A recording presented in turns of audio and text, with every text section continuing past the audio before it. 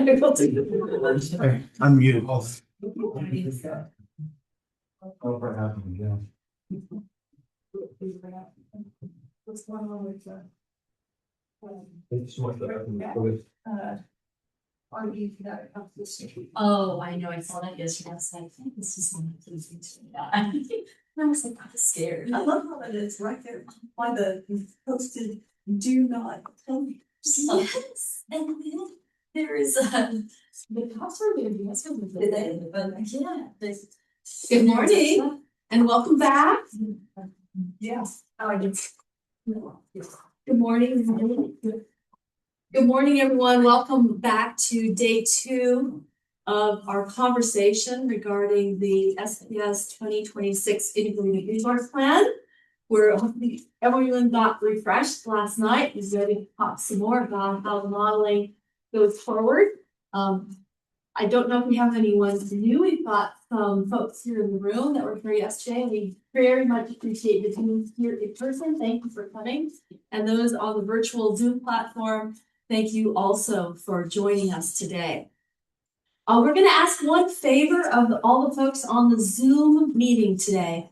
We did have a bit of trouble hearing some folks yesterday, so we've turned up the volume in the room to the maximum that we can. But we may be asking you, when you state your name and your organization for offering your comment or question, we'll be able to tell whether we can hear you, and we may ask you to either speak up or modify the volume on your end. So just we want to be sure that we can hear you clearly here in the room in Hans. So our plan today is to talk some more stakeholder model run requests and talk about how the SPS team is considering incorporating the requests that they've received. And perhaps you have ideas here in the room today of additional scenarios or sensitivities, things you'd like to be explored, uncertainties that you have that you in the modeling that you think could be explored by modeling. And then at the end of that discussion, we're going to ask you, each one of you who's here, both in the room and on the Zoom room, whether or not you agree with the set of modeling runs that the utility is planning to run. And so just be thinking about that. We'll explore in that exercise this question of uncertainties and your interest in model runs. And then we will ask for your sense of agreement or not on the set of runs that the utility is conducting and will conduct as they go forward with their modeling. Then we'll ask the SPS team to talk about their next steps. How do they incorporate what they've learned today, what they've heard from stakeholders, and we'll summarize and adjourn by noon today. So with that, let me check with Kathy and see if we're coming through okay, if you have any issues there. All sounds good. Good morning, everybody. Great. Thanks, Kathy. So with that, are there any questions today about the process and the agenda before we get into the detailed meat of these runs? Any questions from the virtual folks or those in the room about where we're heading today? Okay, well then let's continue and let's turn it over to Justin Gable, again, Director of Integrated Resource Planning at SPS. And we appreciate all that your team is doing. We also have some additional subject matter experts in the room and the virtual room today. And I assume, Justin, you'll introduce those folks at the appropriate time. So thank you all for being here, and I'll turn it over to you. Thanks so much. Appreciate everybody joining us for our second day. We previewed a little bit of this information today. We also have a few folks that will also be talking beside myself. We have Dr. John Gubna joining virtually today with us, and he'll be talking specifically about some load forecasting. We also have Dr. Taylor Newt here as well, talking about some of our emerging tech assumptions and some potential changes to those assumptions that we received from stakeholders. I thought we could do just a quick rundown, quick recap of the stakeholder request that we discussed late in the evening yesterday, and we can do that as a starting point. Is it shared?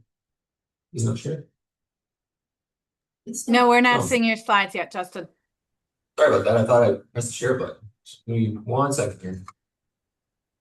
Oh, I went all the way to the point without sharing. All right. Okay. All right. So thought we would just do a quick recap of what we had received up to date yesterday.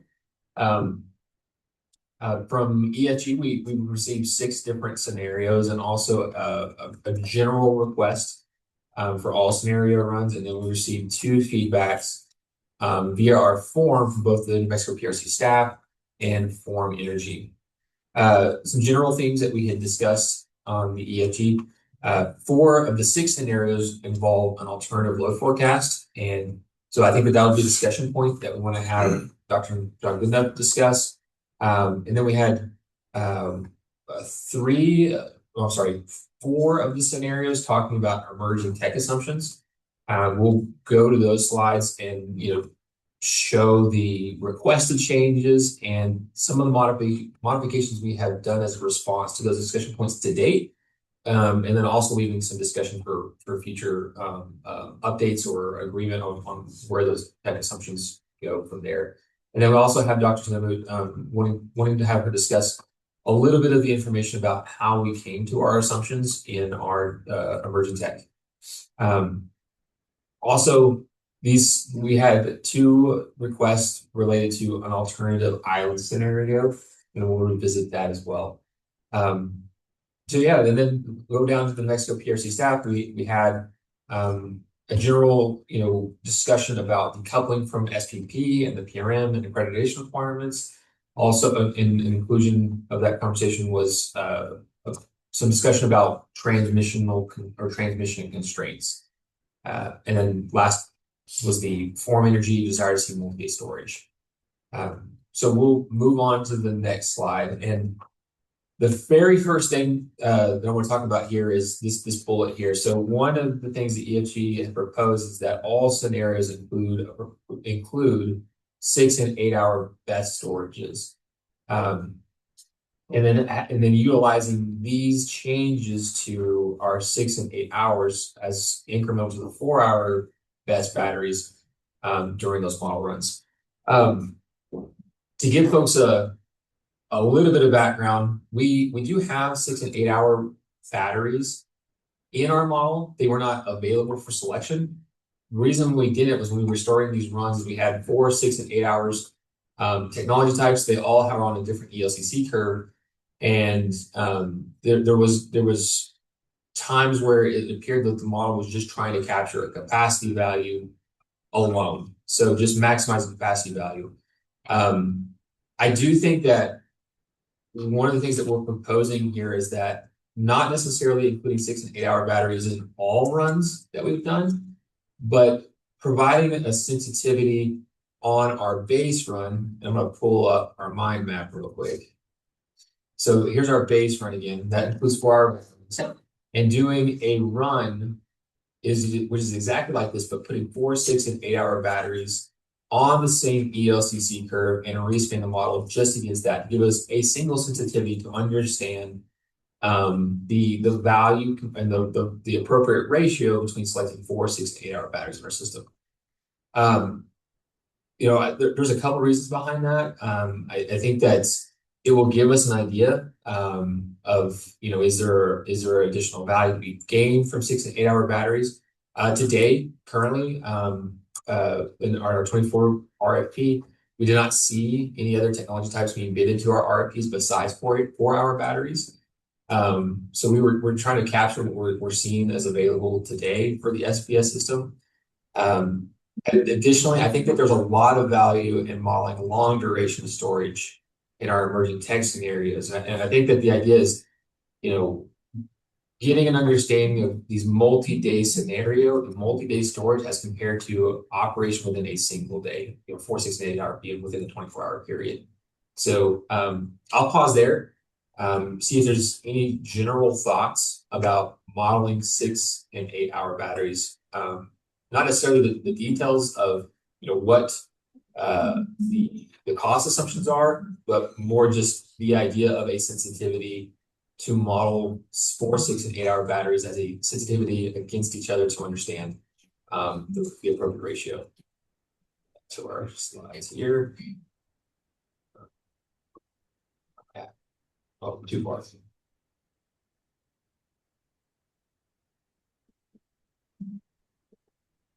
think I see Darren's hand up. Yeah, Darren, please go ahead. Yeah, thanks, Justin. I don't, I was thinking about this. I don't know if we really need the 6 and 8, those specific cases. I think what people are looking for and what I'm looking for is just how much storage would it take to run the New Mexico side of SPS's system, if that's possible, if we assume two systems moving forward, if we keep diverging in our policies and stuff. I mean, a number of years ago, we lost power to a state park up here between Santa Fe and the ski area and had to repower that with a microgrid. And so it's very easy and doable to figure out, okay, I've got a 10 kilowatt base load. How much solar do I need up on the ridge line and how much storage do I need and what backup propane generator do I need? Those calculations are very understood and possible. If you can do it at a local system like that, you can certainly do it at a larger, you have to make some assumptions, of course, but we know that, storage alone doesn't get us there. It goes asymptotic, and it goes to infinite almost because you're trying to replace a virtually infinite petroleum resource. But you should be able to tell us how much wind and solar do you need to get to 80% renewables, and how much storage would that take to maintain the system at that 80% level, and then you can kind of extrapolate how much fossil energy you use in that situation to figure out what your end game is to at least get you to 80, 90, 95% carbon free. And then you figure out what to do with that last 5, 10%.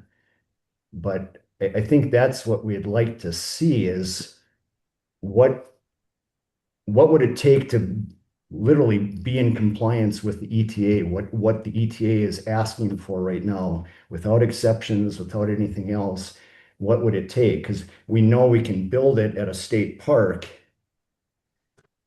So I know it's physically able to do it at a utility. Now, if it's long duration or you're just stacking 4-hour batteries, that it doesn't really matter. On a cost basis, it matters, but we're trying to figure out what it would take just from a storage capacity.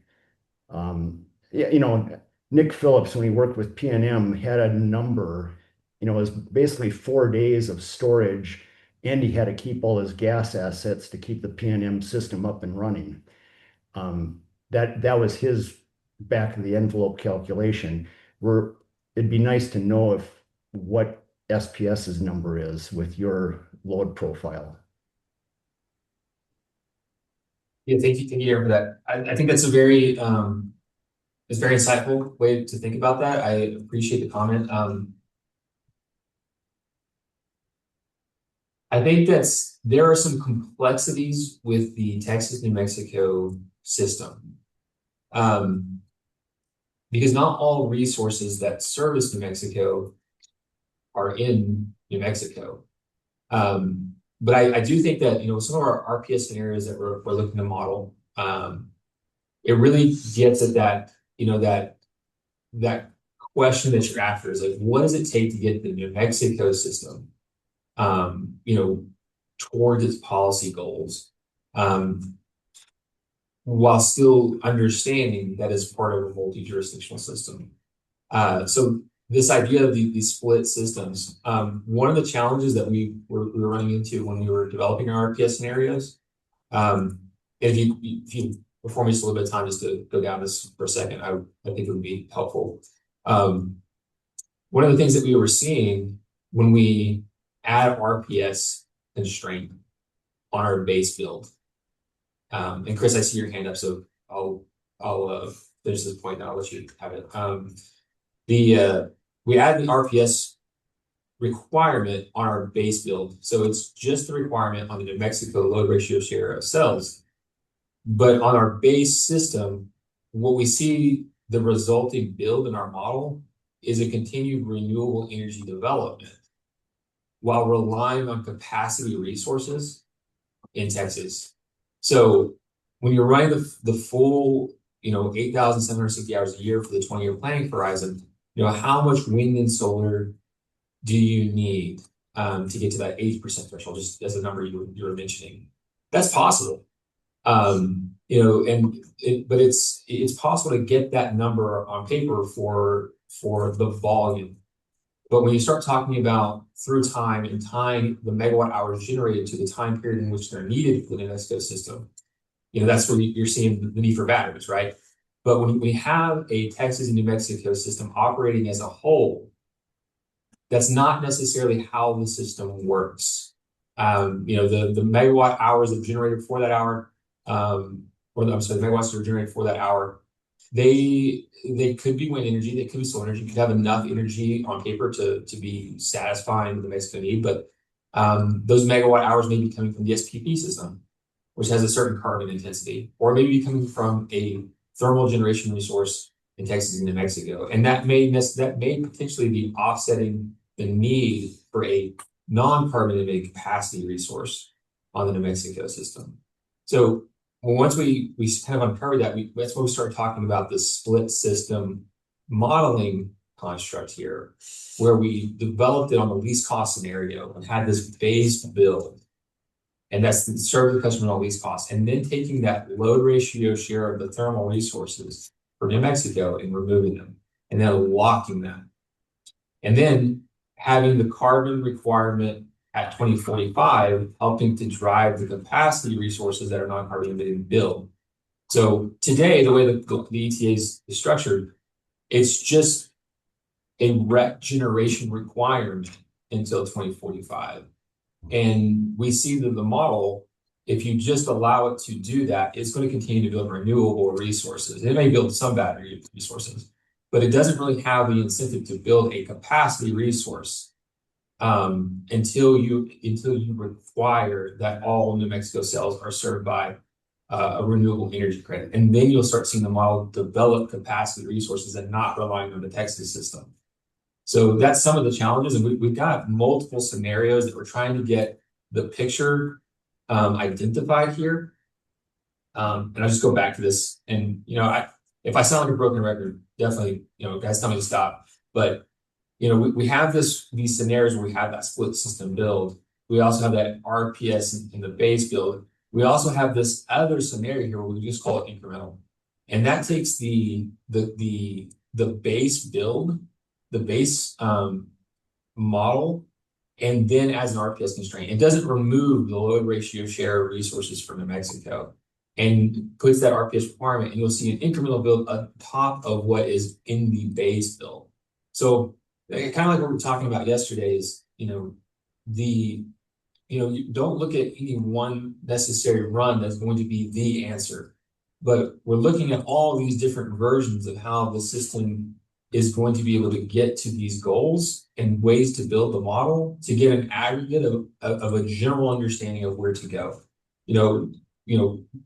Understanding that we're talking about a 20-year planning horizon where things can change, within a 4-year administration change, or technology change can happen. This is our best understanding of how to get to these different end goals on the average between all of these different kinds of modeling scenarios. And I'll pause there to see if, Darren, if you have anything to respond back to that before we open up to Chris. Yeah, I'd like to hear what Chris has to say, but it'd be nice to have a clear pathway. Like I said, it may not be the cheapest pathway, it may not be the easiest, but I guess certainly you can get to 80%, and to do that, unless you're going to curtail a huge amount of energy, you need storage to back that up.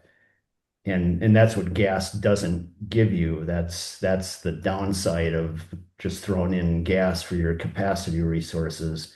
And you clearly understand that.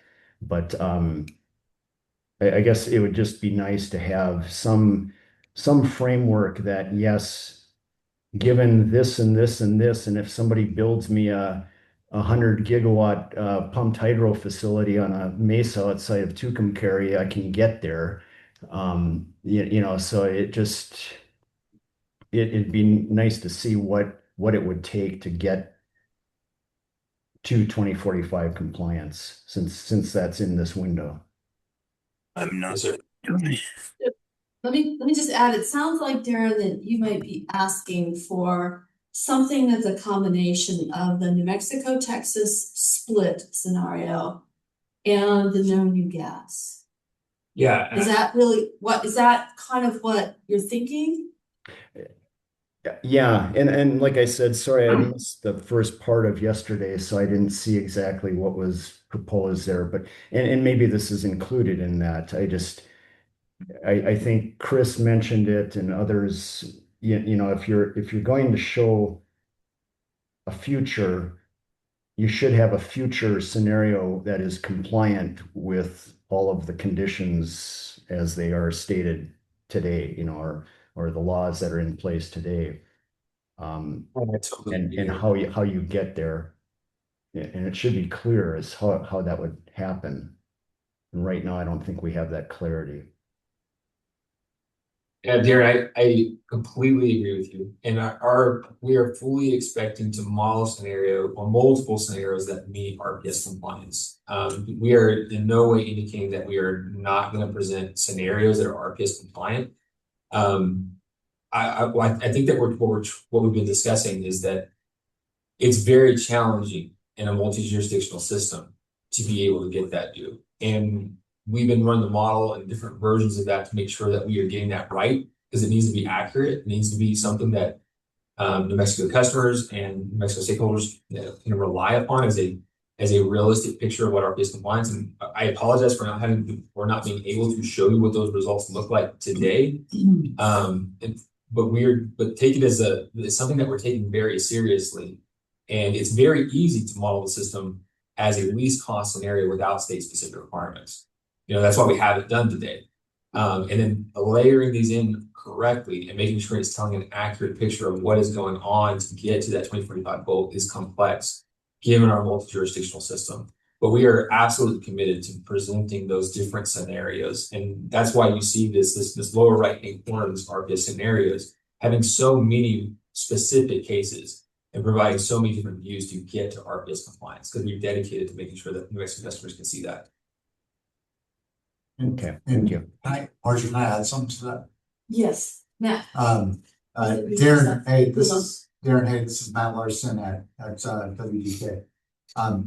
And I'll ask him. So, I mean, I think one way that we think about this is in the lower right-hand corner, those are all versions of 2045 ETA compliance through different features, right? So I think that's certainly building on some of the feedback and discourse that we had in the context of the CCN. But that's what we're trying to do in that lower right-hand corner, if that makes sense. And it's kind of different pathways to get there. And I think what Justin's saying is that it's complicated in the capacity expansion to formulate those futures, but that does bubble kind of what they might look like in different ways. So I don't know if that helps, assuage the concern in any way, but that's what we're trying to accomplish through the lower right-hand corner of the map. Yeah, I think that's getting to it. Thank you. And it sounds like, and we'll hear it from Chris next, but it sounds like from our conversation yesterday with Chris and this conversation that there's a stakeholder interest in understanding the parameters behind these runs in the lower right-hand corner of the mind map. And so we might find a way to share that in a digestible way with stakeholders, so there's understanding about what the assumptions are for those sets of scenarios. That's kind of what I'm hearing we might want to do. But Chris, please go ahead. Yeah, thank you. Chris Leger with the Interwest Energy Alliance. I don't want to revisit the discussion that we had yesterday about anchoring the base on non-compliance, but I guess a few data points that I think would be helpful is that PNM in their last IRP indicated that there was an equality between approximately 14-hour storage and gas on their system. And that sort of discussion is very different than the not allowing the model to pick anything over 4-hour storage in the SPS IRP. And so I think that's a significant concern for me. And then I think backing that up is that in the most recent PNM RFP, they selected 8-hour storage and currently have an RFP out requesting 16-hour storage. And I think the concern really centers, at least for me, I'm not speaking for anyone else, but the concern centers around what appears to be a utility bias for gas capacity, and doing so by not allowing the model to select other capacity resources that have proven to be advantageous to utilities in New Mexico in, neighboring jurisdictions. So allowing the model to select these resources now, I think is very important. And calling them an emerging technology or a future technology, I think does a disservice to where they're at in terms of their actual technological life development. And then I think just closing on that, and the concern really is that any gas that is selected in this IRP and then in a future RFP, because we're in the 20-year time horizon of ETA compliance, really there's a resource that is out there that will actually be in existence on the system in an emitting current technology that will outlive that compliance period. And so, we're past the phase of kind of this is a future problem, this is a future compliance obligation. This is a current compliance obligation in my mind.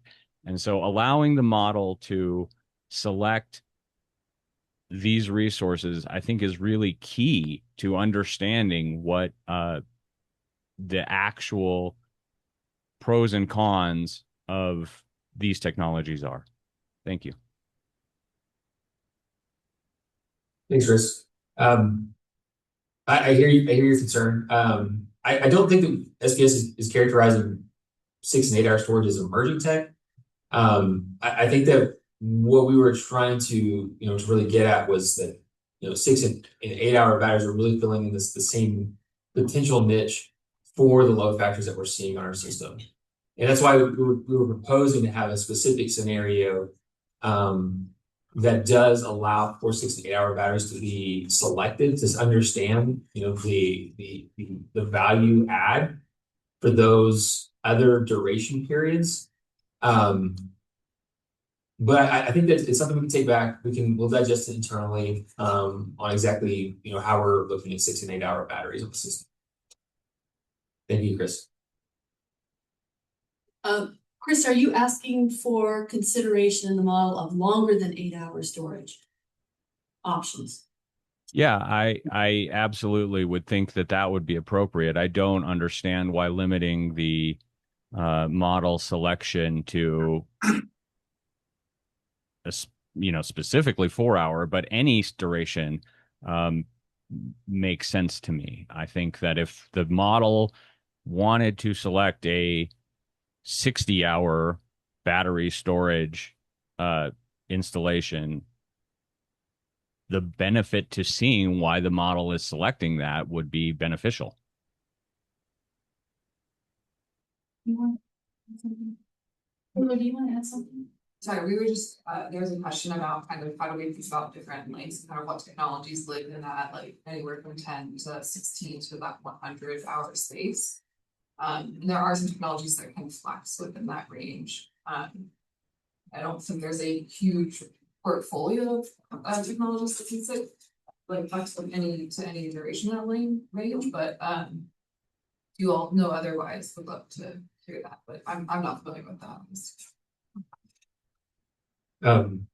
Just to remind folks, in our base emergent tech scenarios, we did allow long duration storage, and what we're calling long duration storage is a 100-hour battery, to be selected.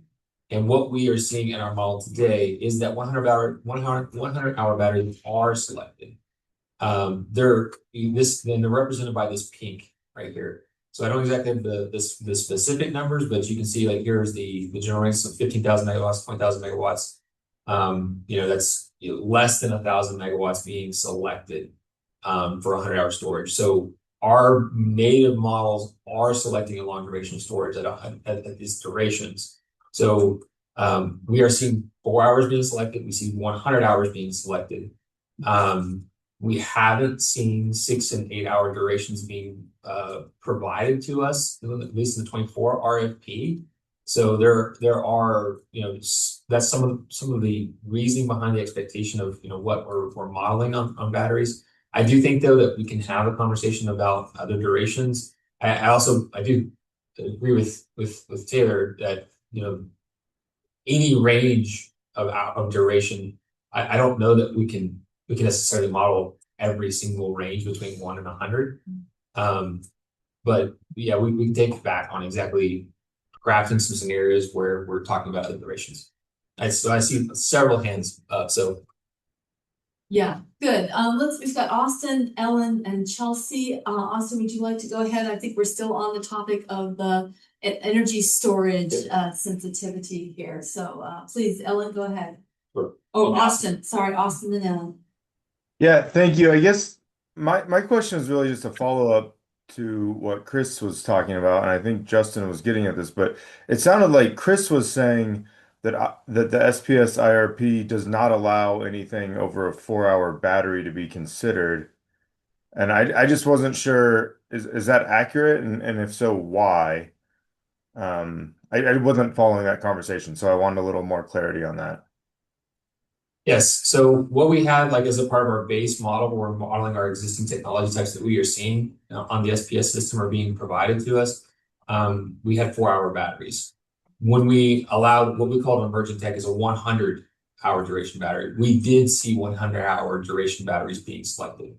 It's not, it's in the hundreds of megawatt range for 100-hour batteries.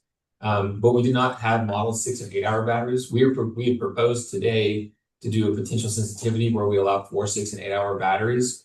Not necessarily all runs, but we can take that back and have some more discussion about that. But that's generally what we've been talking about is 4 hours or 100 hours to kind of get that understanding of that there is these ranges of duration and that both of them have some selection of a model. Now, the exact number and the exact duration that needs to happen may be up for debate, but what we are seeing is that the model is indicating that storage is a part of SPS's future. Now, you can see right here at the very far right, 2047, pink, light blue, and dark blue, that's long duration storage. So we're still talking about in the hundreds of megawatts range. What? It's hard to see, so. Oh, yeah. To show people, yeah. Yes. Show. So this is the existing 4-hour, the generic 4-hour batteries, and the generic long duration storage batteries. So we're in the hundreds of megawatt range. The model is indicating that by 2047, different types of ranges of batteries would be a part of it, but in the hundreds of megawatt range, not in the thousands of megawatts range. Okay, and I think Chris was talking about P&M was building a 16-hour battery. So just for example, in SPS's next RFP, if a developer had a 16-hour battery that they wanted to bid in, they'd be able to do that, correct? Or is there some reason they couldn't do that? No. So let me just jump in and say our specifics about the RFP guidance and boundaries is not in our IRP conversation.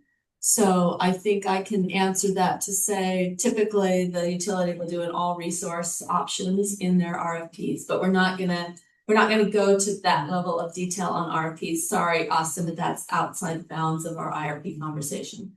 Yeah, Okay, that doesn't seem very helpful to the conversation, I'll just say. I mean, I think it's important to understand that. We say what our last two RFPs Yes, were. you can say for the past, yes. So Austin, the way we've designed our RFPs has always been an all source RFP. Okay. We do have specific requirements in those RFPs generally, mostly aligning with SPP's rules about devices and things like that. But in general, we have an all resource type RFP. So there is no Okay. tech. That was my thought. Yeah. Great. Yeah, that was my Thank you. understanding. Okay, great. Thank you, Austin. Sorry to put guardrails on this, but it's important that we stay clean on future commitments on RFPs. Thank you. Ellen, please go ahead.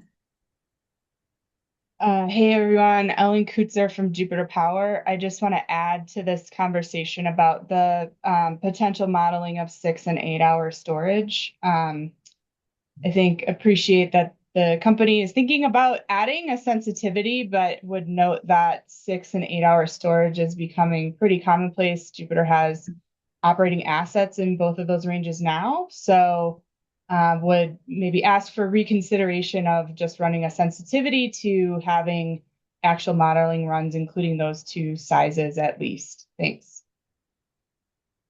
Thank you, Ellen. Great, thanks, Ellen. Appreciate you being here as well. Any response?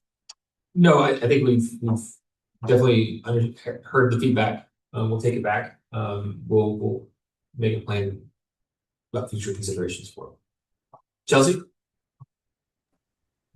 Thanks. Sorry, this is Chelsea Hoteling with Energy Futures Group. I just wanted to offer a few comments for consideration.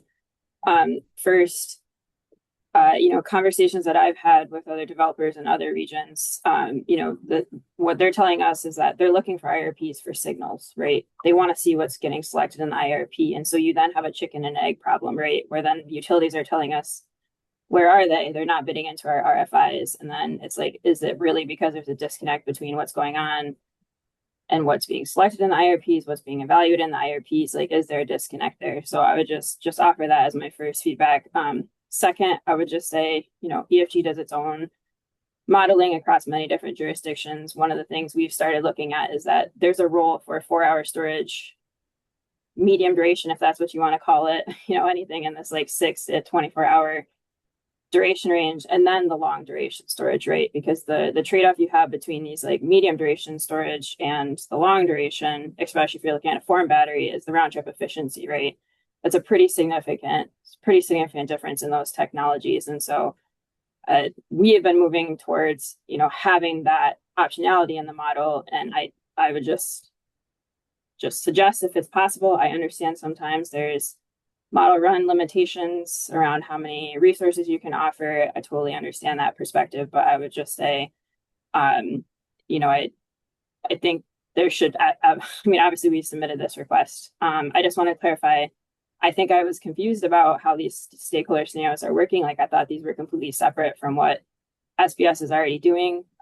So we weren't saying that it should be in every single run, but if you do it in some of your own modeling runs, I think having it in the ETA runs would also be helpful, and not just in the base run. So you can see, is the model naturally selecting it in the base run?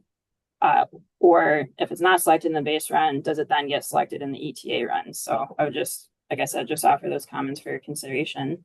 Thanks. Yes. Thank you, Chelsea. Chelsea, a question. Sorry, Jared Cooley. I have a question for you then. Is the assumption that we were going down with Justin was, reflecting the same ELCC curves for some of those longer duration storage batteries? Is that an approach that you feel is appropriate based off of your comments there of the 6 and 8 hours, and even the discussion that I was hearing around even 16 or even 60 hours? Is is the approach that if we went down the path of utilizing a consistent ELCC curve methodology appropriate in your eyes? I'm sorry, can I ask you a question back to make sure I'm understanding? Are you saying that you would apply the same ELCC curve as a 4-hour storage? Or are you saying something else? One of the things that we've run into challenges is having them on super ELCC curves. We're not seeing the interaction that we would expect. They operate similar spaces, not exact spaces. So that's one challenge that we've had, is that the model seems to be pulling in these different technology types only for its capacity contribution to meeting the PRM requirement, and not necessarily operational value. That's one of the challenges that we've had with modeling these different durations of 4, 6, and 8 hours, is that there's when you're talking about an 8760 and you're talking about the capacity expansion, not looking at an 8760, the model is trying to make sure and hit certain metrics during those capacity expansions. And it may pull in something like a 6 or 8 hour battery in addition to a 4-hour battery, because it sees a different ELCC curve and it sees a way to get capacity and not necessarily provide operational value over what it's doing. So it's getting a benefit from its accreditation that is not necessarily getting captured in the declining ELCC curve like we would expect with having a dynamic relationship between those storage technology types. So you're seeing Encompass select them and then they're just never operating. Yeah, they will operate, but not necessarily operating at what would be expected. So it really is seeming to be selecting them just for its capacity contribution and not necessarily for its operational value as well. Now, will it have some operation? Yes, but it's not at that same level that we would be expecting. That's one of the reasons that we want to see these much broader, character, greater variation in characteristics between a long duration storage and a much shorter term duration. Because yes, we can model it, but is the modeling selecting these for just capacity value, or is it seeing an actual operational value? So that PRM requirement, or not PRM requirement, but just the capacity requirement to meet its name load obligation and its PRM, we're seeing potential for batteries being selected just for meeting that requirement. So in that instance, is your model overbuilding when it selects them, or are you still close in line with your planning reserve margin? Yeah, so it's not overbuilding, and that's my concern here, is that it's not necessarily overbuilding, but it's attributing more capacity value to 6 and 8 hour batteries than should actually be warranted. And so we've had a trouble trying to make sure that the dynamic DLCC relationship between those technology types, or between those variation types, is appropriate, because we absolutely do believe that there is value in these batteries, is being able to move the load around. However, given a higher accreditation opportunity, it can make a different selection just for that value alone, and not necessarily because it's improving operational flexibility between those 2-hour increment of additional duration between 4, 6, and 8. I mean, I've got lots of thoughts on it. This sounds like probably potentially like in the weeds modeling, so I'll hold my thoughts. I've definitely got thoughts on it. So I mean, I can draft up comments, but I think it's worth running to ground. And yeah, just appreciate you listening to the comments I shared. Yeah, and that's the thing too, that we're not looking to exclude a technology type, but what we have seen so far in our modeling is that there's not a significant operational improvement by modeling the other technology types that warrant the inclusion of it. And we think that there's more value in understanding the difference between a daily storage duration between 4, 6, and 8, and a long duration storage, and trying to understand these broader swipes of like where operational value is gained. That's really what we're trying to find here. Okay, like I said, I've got thoughts on what's going on in the model, but I'll hold them. Yeah, because I think yeah. Sorry, Chelsea. I know we keep going a little bit wonky on this, but I appreciate the time. I'm sure we'll have some more conversations about it. And Chelsea, I'm going to jump in here. Kathy Boyce with GridWorks on the virtual facilitation. Please jot those ideas down. We're going to come back to that shortly during the whiteboard discussion. And the goal today is to capture all the modeling runs that this group would like to see. So let's capture that. Great, thanks Chelsea and Austin and Ellen and Chris and Darren for the robust storage discussion, and we will come back to that. Justin, do you want to continue with those details slides there on storage, or let's move to maybe another topic, maybe the load forecasting? Oh yes, conversation. We've got John Goodenough on with us as well. So is that where you want to go next? Yes. So interrupt for 1 second. Yes. I sent you a Teams chat, Justin, that has a link to a slide deck that John may ask you to pull out. Okay. Yeah, I can do that. I'll introduce the topic right here, and John, if you'd like me to, I'll pull through the presentation. But so one of the requests from EFG was alternative load forecast in several of their proposed scenarios. And Chelsea, please jump in if we mischaracterize anything here. I think it's pretty much copy and paste, but the request was to in our forecast to remove all probabilistic load, remove any customer requests from large loads, specifically oil and gas and data centers that does not have assigned ESA, and then modify the electrical vehicle forecast to have the SPS trajectory until 2039, and then replace the SPS values with the peak demand trajectory here. So that's just to introduce the topic. Is there anything else you'd like to add, Chelsea, before we kick it over to John? I think the only thing I would just add was that just the caveat that especially on electric vehicles, there might be some misunderstanding of what we've traded back and forth. And so like this is what we've proposed, but we had flagged in our request that it may be subject to change as we like better understood the electric vehicle forecast.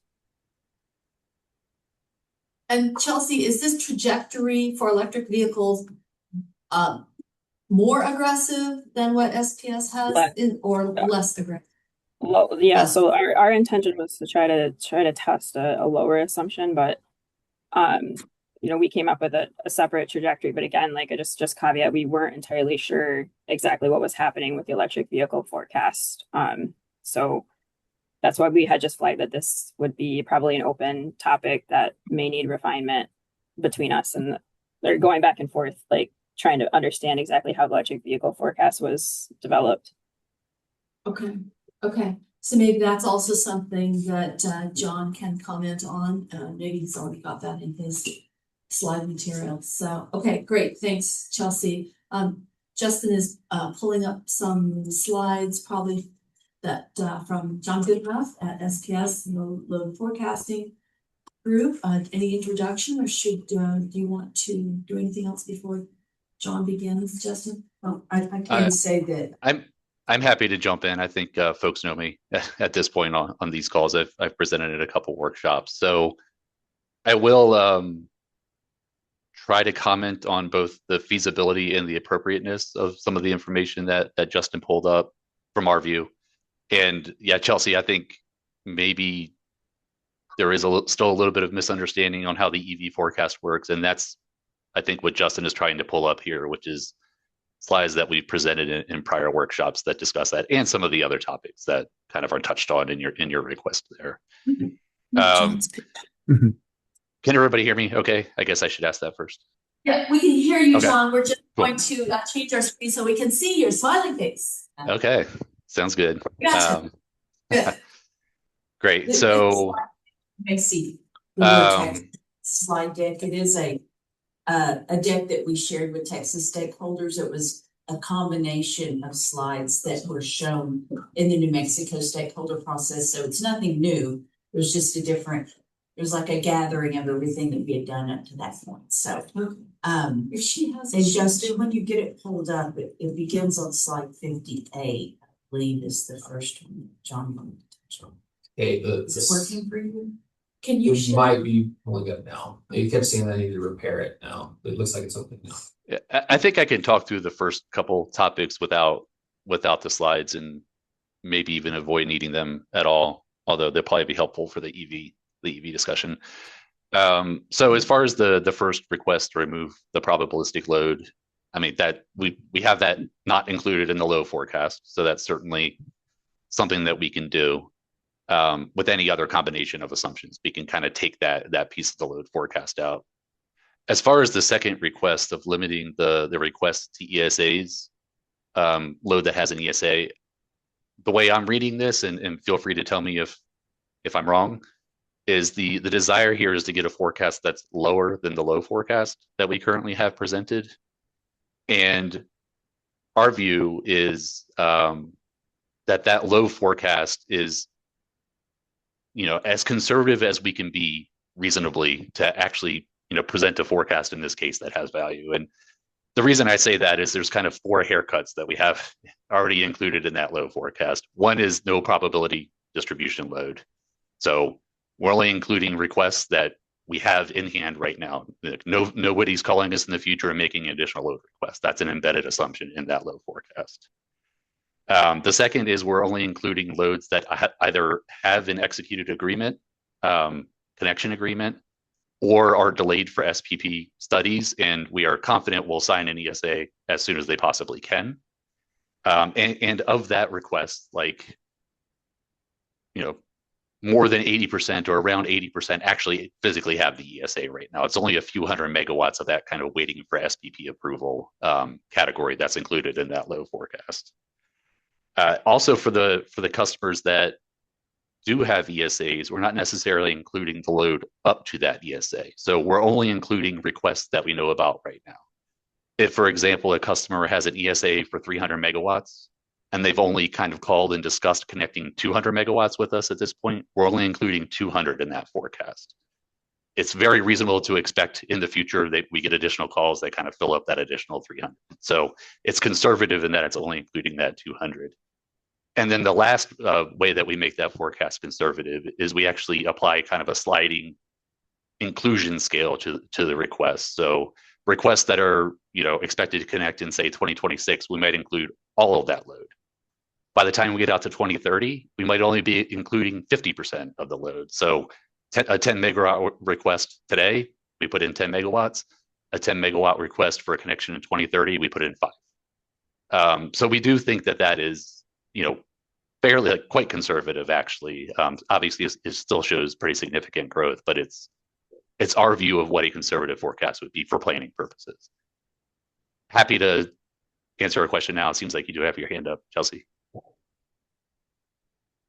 Yeah, thanks. Hi, this is Chelsea with the Energy Futures Group. I just want to clarify, the intention of our request was that it wasn't clear to us, what was going on between the base and the low load forecast, right? We could see that the large load, obviously we knew the probabilistic that was taken out. But for the large load category for the oil and the gas and the data centers, we could see a difference between the base and the low load forecast. And we were not understanding what was driving that difference to what criteria you're using to decide who should go on the base and who should go on the low. And so that we just had a lot of open questions about, how many do have ESAs and how many don't. And so it wasn't we're not just gaming for a lower load forecast. We were just interested in if you just looked at those customers that have an ESA, because we don't know what's going on between the assumptions that you made in the base and the low load forecast. So that was what was driving our request to see what that would look like if you just had customers with ESAs. Okay, that's helpful, and I'll try to answer the first question a bit of what the difference between the large load inclusions for the low and the base planning forecast.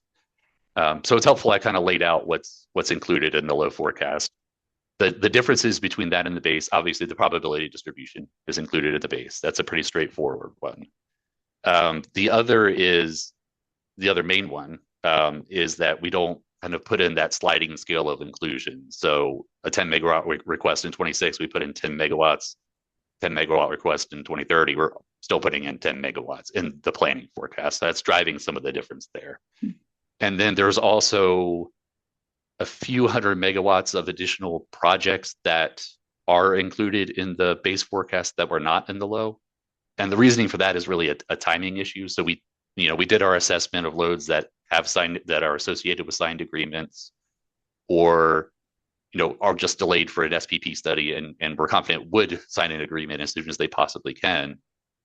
Developed our low forecast, redid that assessment about a month later when we were developing the planning forecast, and there was just a few more customers or a few more requests that fit into that category. So a handful more projects, and then really the key difference is that the inclusion, the including the full request, throughout time instead of scaling that down over time.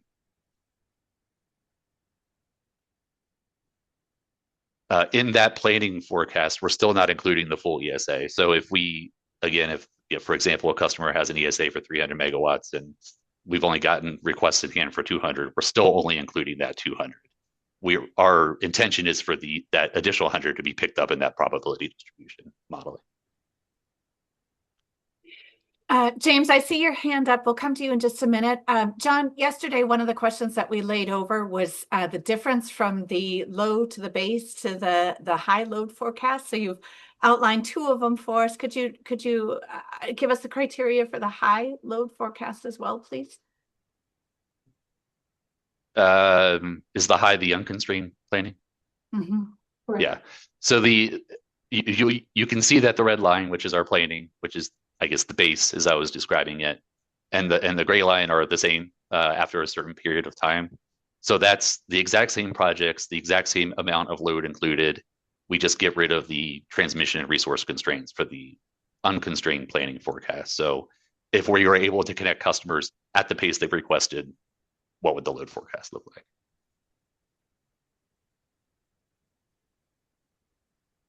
So I'm going to turn to Ben from the PRC. That was your question yesterday. Any follow-up before we go to James on the criteria for the load forecasting? Yes, please. Good morning, everyone. Good morning. Good morning. Thanks for joining us. Any follow-up question there, Ben, on the load forecasting of the three scenarios or the three futures? Yes, I was wondering what are the assumptions behind these three scenarios, like base, low, and high for load forecastings? How do you determine each scenario? I mean, under which assumption? And yeah, thank you. John, if Okay. you could just give us a quick recap on the low, the base, and then the unconstrained or the high.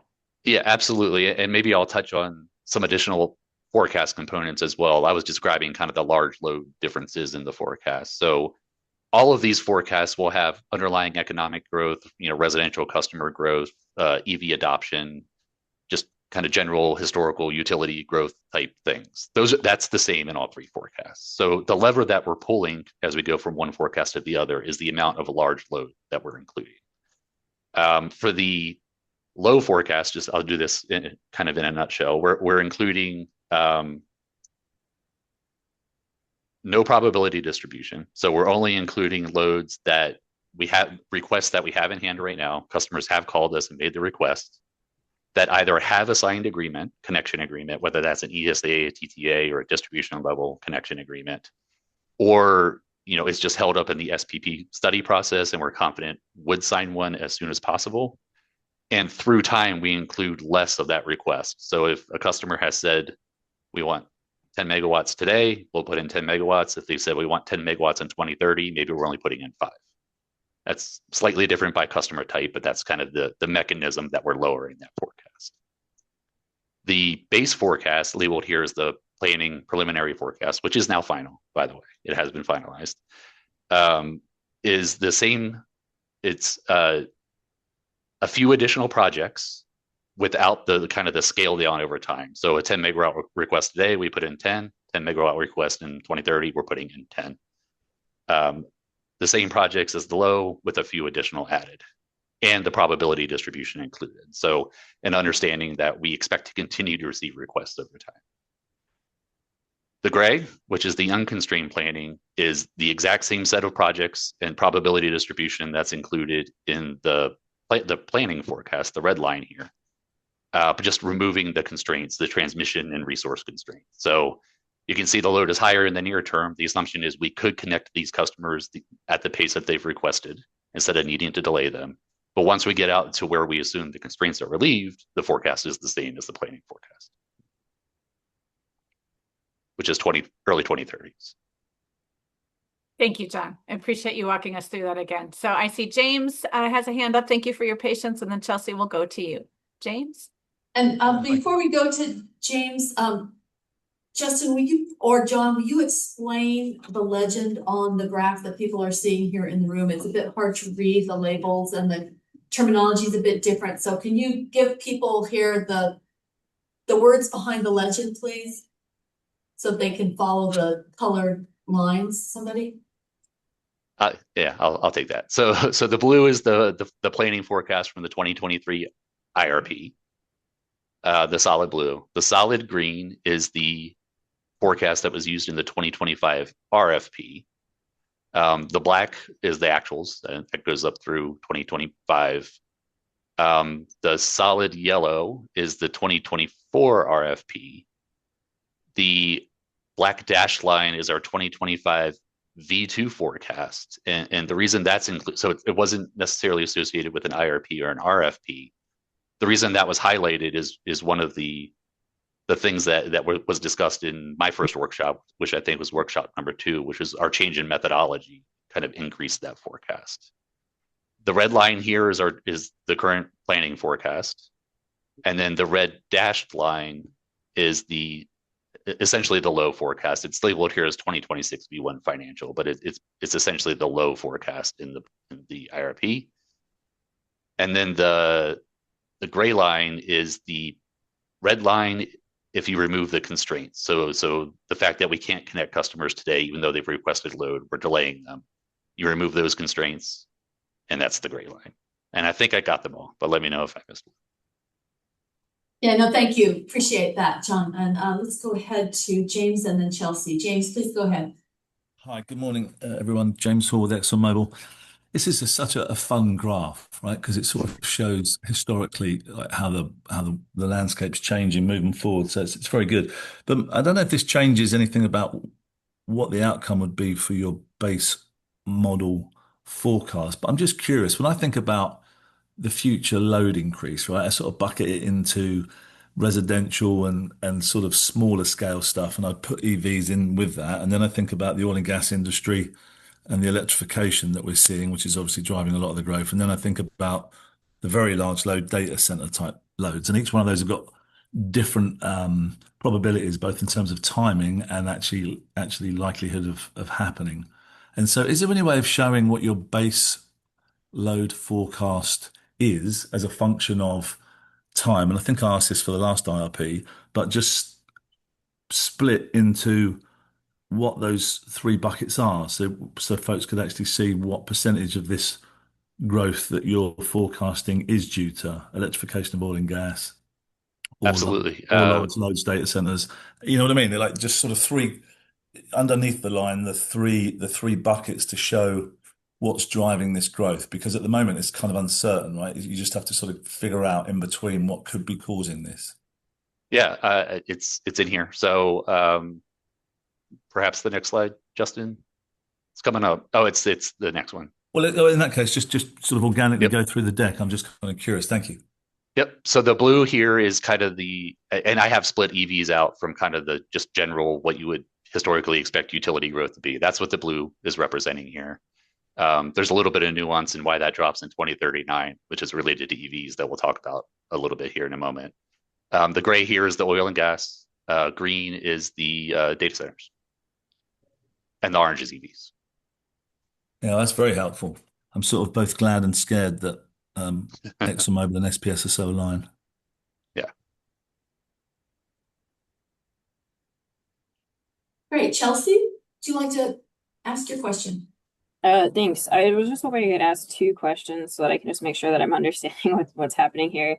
When you say that the low load forecast doesn't include the full request, are you saying that you're not ramping up those loads to whatever ramp schedule they might have provided to you, or are you saying something different with that?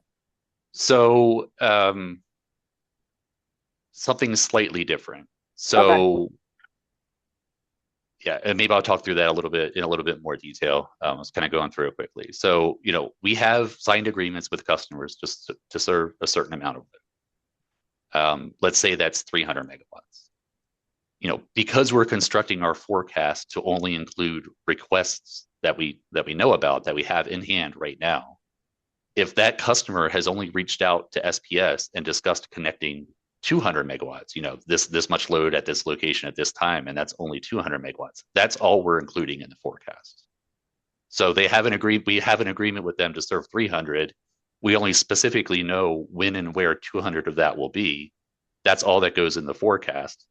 That's one of our justifications for the probability distribution, which is at some point they're going to call us and talk about the additional 100 that we've agreed to serve them, right? And that's, the intent is to capture something. That's what's partially making up the probability distributions. That and then just new customers and totally new requests in general. Additionally, we put in, so that's one way that we're not including the full load. The other way that we're not including the full load, only in that low forecast, is a customer calls and says 10 megawatts today, or 10 megawatts, in 2027, we'll include 10 megawatts of that load at the ramp schedule that, that they indicated it will take to get to that 10 megawatts. If they call and say, we need an additional, that 10's already ramped, we need an additional 10 in 2030, we might only be putting in half of that at a ramp schedule that they indicated. So we're kind of scaling down, or maybe adding a risk mitigation impact to the fact that load, they might be telling us now that they need a load in 2030 and that they might change their mind down the line, right? So that's one way that we're trying to pull down, not trying to, but that's one way that we create a more conservative forecast for that load case. Okay, thank you. The other clarification question I just had is, if I understood you correctly, I think you said that the other difference between the low and the base forecast is that there's a few hundred megawatts that are not included in a low forecast because of a timing issue. So does that mean that they're just completely excluded, or you move them in time to like a later period in the low load forecast, or they're not there? They're just not there. Okay. Thank you. Great. I see Alex, you've got your hand up. Please introduce yourself. We'll check your volume and proceed with your question, please. Okay, great. Hey, good morning, everyone. My name is Alex Palomino with Energy Strategies, here representing the New Mexico Large Customer Group. I have maybe just one question to start. What is underlying SPS's assumption? It looks like there's a step change in expected EV adoption at the very end of the 2030s. And sorry, this is my second part.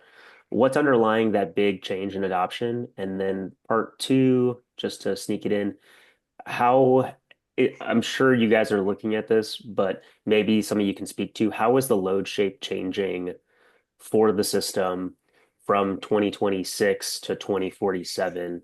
Because I imagine it's very different. And I'm just curious to hear how that impacts sort of portfolio selection and operation. Yep, two great questions, and happy to address the EV one first.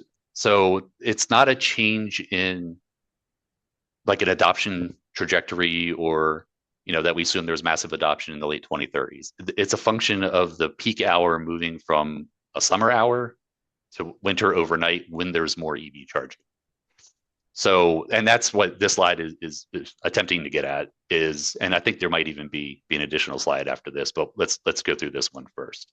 If you look at the bottom graph, this is, if you just stick with the same hour, right? So say 5 p.m. during the summer, what do these trends look like? And you see the EVs doesn't do that. It just continues to kind of steadily increase over time.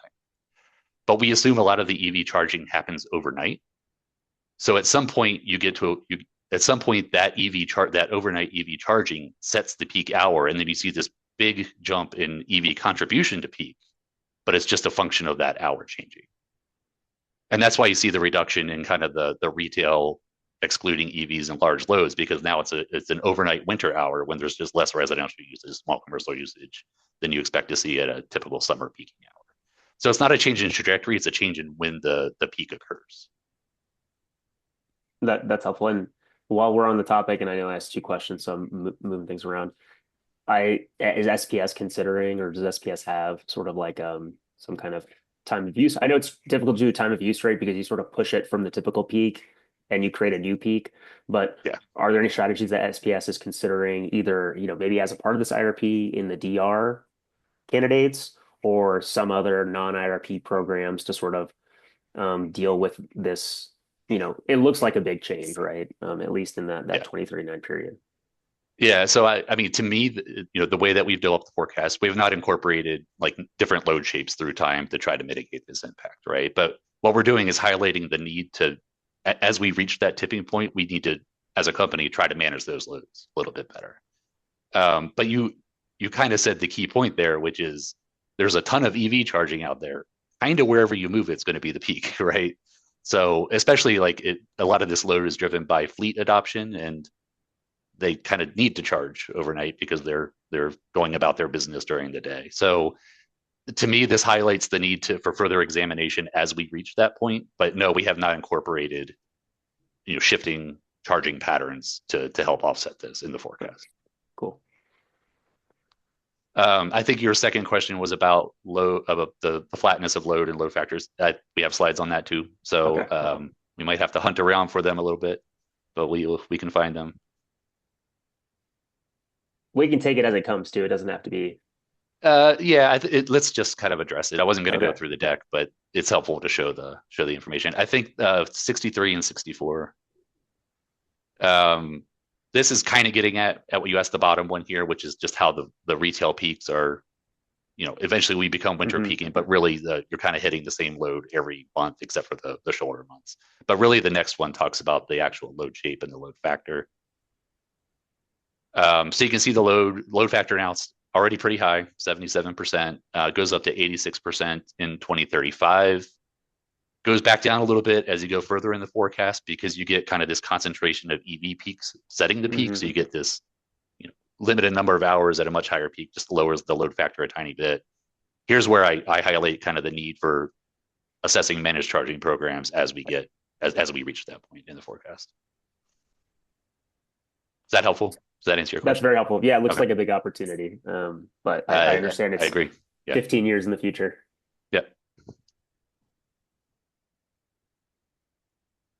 And John, Jared just mentioned to me that we will post this slide set on the GridWorks website in case people want to look at those details. Some of this was presented in some earlier workshops, but we'll make sure it's available from today's workshop as well. Yeah, it would be helpful to post because we've referenced it. There's only one slide in here that wasn't in the workshop number 3 deck for New Mexico, but we can just post this one. There'll be a lot of repetition though. Great. Thanks. At least for load forecasting. That was the only difference. It's a big deck.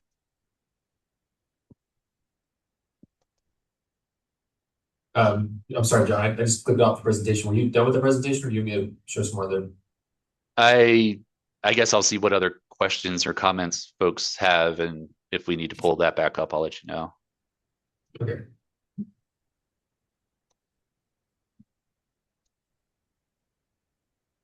Can we just the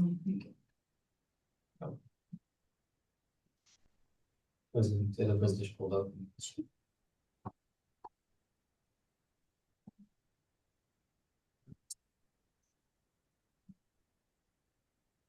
Okay. Presentation is getting so large that speed up memory.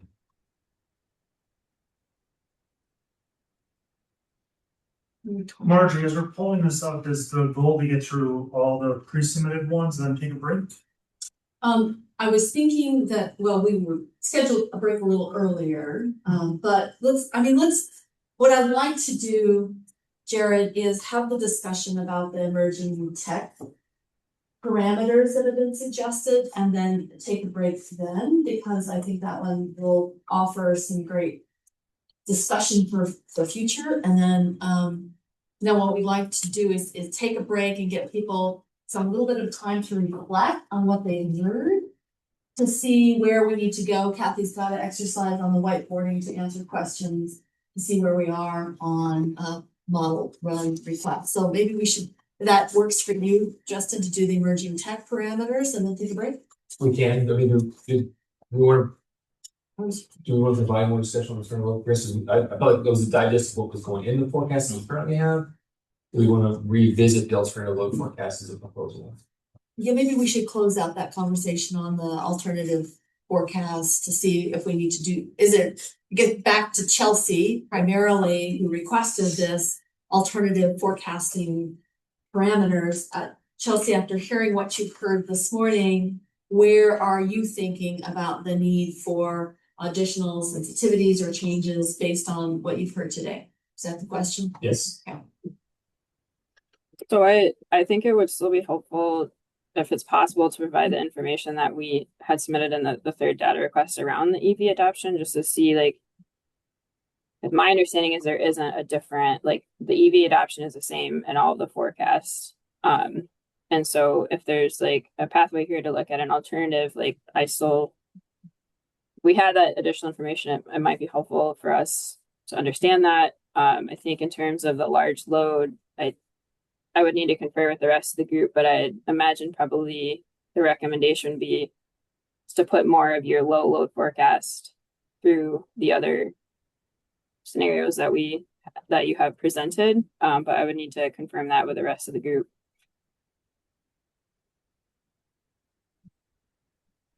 John, do you have any comments on that?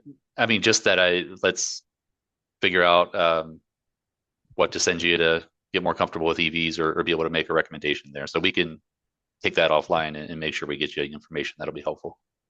Thank you. I appreciate it. All right. So I think we can move to our generic assumptions requests now. Another major component of the EFG request were new emerging tech assumptions, which were involved in 4 of the 6 scenarios as well. This slide right here summarizes the changes that EFG would like to see. Chelsea, I'm sure you've reviewed this deck, but did you find any specific issues? I don't know that you want to read every single line out of here. Does this align with what you provided?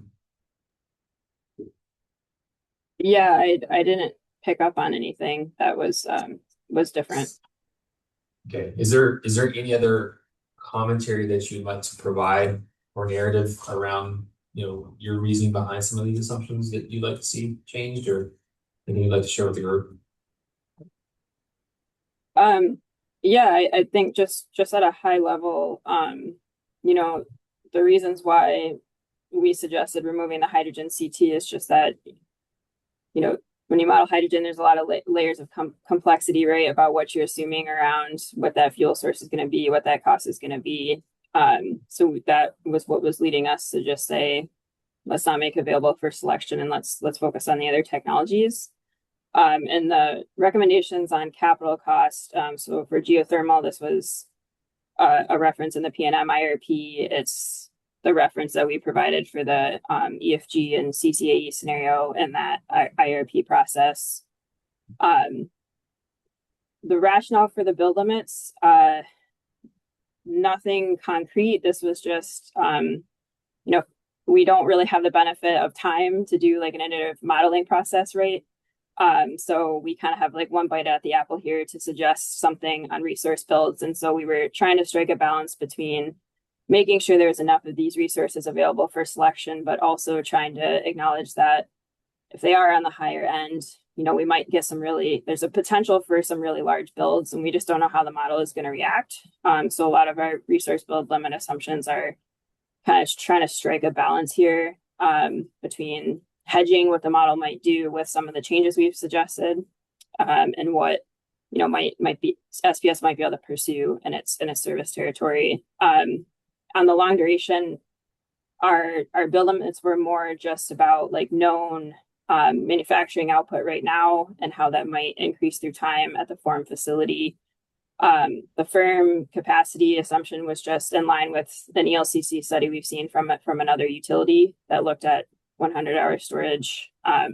Nuclear, we were really concerned about the first year available date and wanted to push that out to capture the risk that resource. It's a very good chance that resource may not be available on that time frame, and also limiting how much actually might be available in terms of the resource builds. Our capital cost assumption is from the Tennessee Valley draft IRP from 2025, and similar for fuel cells, just concerned about when they might be able to be available for first year selection, and some CapEx was, you know, referenced from another IRP that we had seen that was also looking at fuel cells. All right. So do you want to comment on which, if any of these, you're considering incorporating or not, and the rationale for that? Justin, I think it'd be good to, this is your proposed modifications. Great. Yeah, so we've got 3 slides here talking about some proposed modifications just after having reviewed EOT's recommendations, and then I'd like to kick it over to Taylor to discuss some of the assumptions that support the numbers and values that we've used. So over here on the left-hand side, you're going to see like a technology type and then the stakeholder proposed changes that were requested, and then what SPS's current modifications have been in response to having reviewed this information. So we did do some modifications in response to this. So in the first year available, 2025, the value is that we're proposing is 9,742 per kW, and that includes a tax credit. I think the real component for SPS though is what we have as our transmission cost adder. So what we did on our transmission adder is we looked at the overlap of geothermal locations in the state of Mexico as it relates to the SPS service territory, and made an assumption about exactly how long the transmission line would have to be able to enable that technology. And it's a pretty significant cost adder. So, you know, I think that's, you know, with our current assumptions and our current expectations of overlap of our regional service territory as compared to where geothermal, I'm not really seeing a way for us to be able to provide, you know, a drop to these numbers. So there's that. We did add the ITCs to 2035 as 100% in 2027 to 2033 to 75%. I'm sorry, I'm going to get a comment here, and then 50% at 2035. So we do have like a decline in the expectation of the ITCs associated with this technology. We're not proposing any modifications when it comes to, you know, either capacity degradations or maximum project additions or increasing the volume or anything like that. We did change some of the first years of available from 2032 to 2035. And this is one of our scenarios where we're doing the forcing because we're not having the model natively selected. So if you review our RPS scenarios, one of the things we're proposing is doing a force in. So we did align that 20 to 2035. So, you know, with the tax credits, and we changed the generic nameplate project size from 40 to 250 megawatts just to kind of get, a better approximation of what, you know, there. I see your hand up, Chelsea. I'm sorry, I didn't mean to interrupt you. I was just trying to get in the queue. So yeah, didn't want to interrupt. You didn't interrupt. Good. I guess I just had 2 questions. I don't believe you recommended changing the first year available date. So are you doing that in reaction to lowering the capital cost, or was there another reason for pushing it out from what you originally had in your model? apologize for not having highlighted that. We're having a, comparison. You didn't make additional modifications. You didn't suggest these modifications, but these are things that we were changing, and we're just being transparent to make sure that we're showing you those. So it wasn't, we didn't change that in response to what you said, but it is something we changed. And we put on the same slide just to make sure that you knew these changes were something we're implementing. So can you detail a little bit more on why we changed from 32 to 35? I'll have to go back to the moment team and remember exactly why we changed from 32 to 35. I think that one of the reasons that we did that is this is a force in, and we believe that 2035 was a more accurate time that we would see a project like that. Even though the model is not natively selecting it, that would be a similar year to other force-ins. So it'd be more of an apples-to-apples comparison when technologies were coming in from forced-in. Go ahead, Chelsea. Just a similar question on the change in the project size. And again, I might be misreading this chart. So are you just changing the nameplate project size, but keeping your original build limits? Yes. Okay. Yes, and partly the reason to increase the nameplate size is partially to take advantage of if you were going to be adding a transmission adder this size to a project, it would make much more sense on a larger project than a smaller one. Yeah, no, I'm sorry. I'm definitely not trying to debate the project size. I was just concerned if you were keeping R350 but modeling it at 250, because then you'd have a disconnect between the project size and the resource build. So I just wanted to understand what resource build you were applying with the different project size. That's all I was trying to ask. Go ahead. Oh, I was just gonna say, part of the nuance here is the push out to 2035 for the force in, and the increase from 40 to 250 megawatts is really thinking about that transmission component and timelines for those, knowing that we would be lucky to get geothermal within SPS's footprint, but based on conversation with developers and kind of all the publicly available information out there, it come from farther away. So trying to kind of balance that, which is kind of just to add a little more nuance there. Thank you. Chelsea, any more discussion on geothermal before we move to the next? Yes, Alex. Yeah, maybe a quick one. If the nameplate for the project size is 250 megawatts and the annual build limit is 350 megawatts, I guess it's a two-part question. Does Encompass allow non-integer builds? Or if it doesn't, then that the additional 100 megawatts between 250 and 350 would never get realized, right? Yeah, I hear you. We can take that back and maybe make a slight modification. What we are seeing is that the model will never select even to 150 megawatts. So it might be a non-issue, but I can understand the misalignment there. And we may go back and adjust that just to make sure it's alignment so that incremental units are with, you're not getting capped arbitrarily. Does that answer your question, Alex? Yeah, absolutely. Thanks, sir.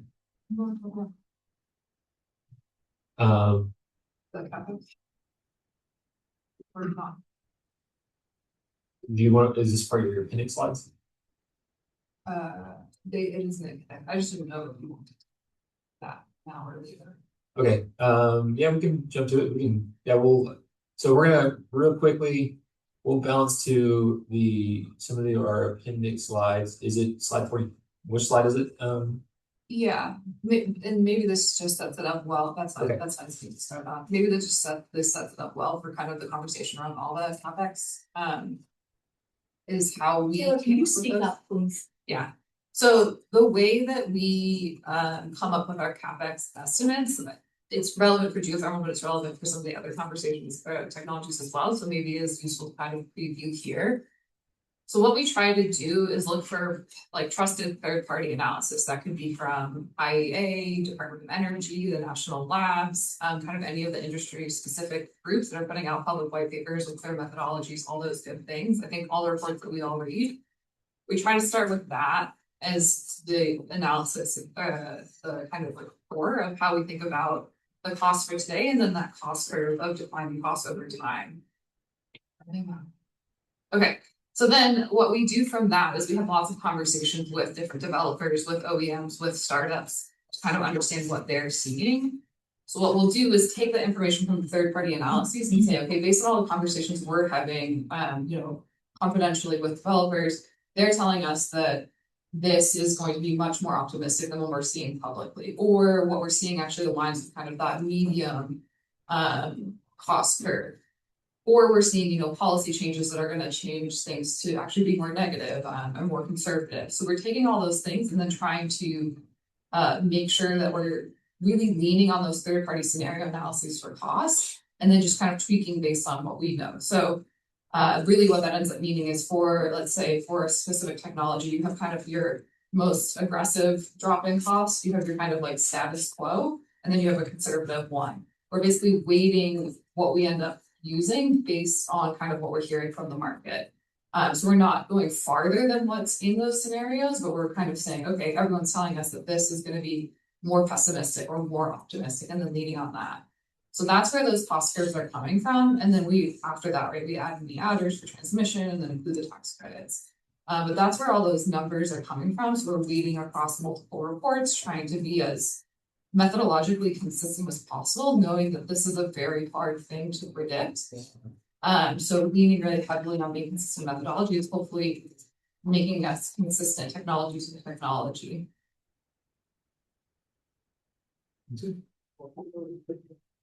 Any questions from folks before we move to the next slide?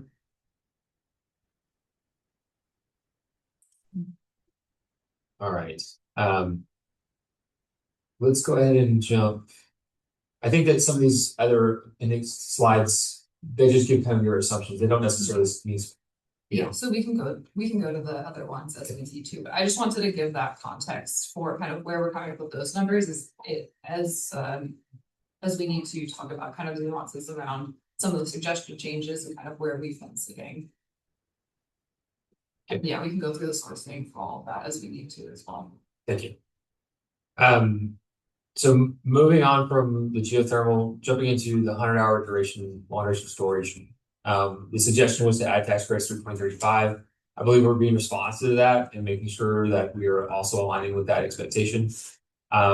We are not expecting any kind of modifications, or we're not proposing any modifications to the maximum annual project additions from no cap to 100 or anything like that. We're not. I was kind of curious if Chelsea, if some of these were like on this first bullet point here, this decreased maximum annual projection.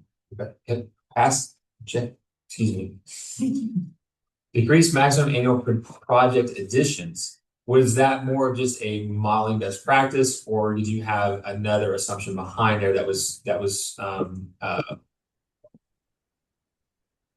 so I have learned within the last half an hour that I completely misunderstood how this stakeholder process was working. Like, I thought you were taking our request as given and not going back to modify your scenario. So kind of like what we're doing in the PNM IRP. So when I said earlier, like, we thought we had like one bite at the apple, like we thought you were taking these and running it, and then, there wouldn't be any like modification. So the resource build limits were just, we weren't sure how the model might react to having the ITC included, and if it would have larger builds. So we were trying to strike a balance between like knowing what the current form manufacturing output is, that it likely could ramp up through time, and that, there is competition with data centers, pursuing the long duration storage. So just trying to come up with like a compromise here between, or compromise isn't the right word, sorry, but coming up with some kind of limit in the near term that would ramp up through time to kind of reflect, what I suspect would be an increase in the form manufacturing capacity output. But I'd say this all with the statement that I misunderstood how this scenario process was working. So I'm still trying to get myself turned around here. So apologize if I'm not coming across coherent. Yeah, Chelsea, I think that maybe I don't know if we've been talking past each other a little bit, but I'm hearing you now. Like, so you added some of these as because you were trying to spell out a specific line run and with no potential offerings for modifications to our own things. And what we were saying once we reviewed your information, we were like, let's incorporate that. So we didn't want to we didn't want to not necessarily take in your feedback if we thought that they were worthwhile changes to our own modeling. So given that though, does that maybe fundamentally change what you're asking for now? If we're incorporating these tax credits, does it change how you're thinking about requested stakeholder runs? I don't think so. I guess I just like a lot of our like changes to the resource builds was like I was coming from the perspective like of modeling experience that I've had in other jurisdictions, knowing what can happen with the model and that you might need several iterations after that, right, to manage maybe overbuilds or something that's happening in the model. And so we don't necessarily have that benefit here, right? Like you don't have time to iterate with us, right? Like dozens of times. And so we're like that was the rationale for like, so we knew we were making some capital cost changes, recommending the introduction of the tax credits. Like we weren't sure like how the model might react to that. And with some of the build limits being on the higher end, like, just I've seen the model build, thousands of megawatts, right?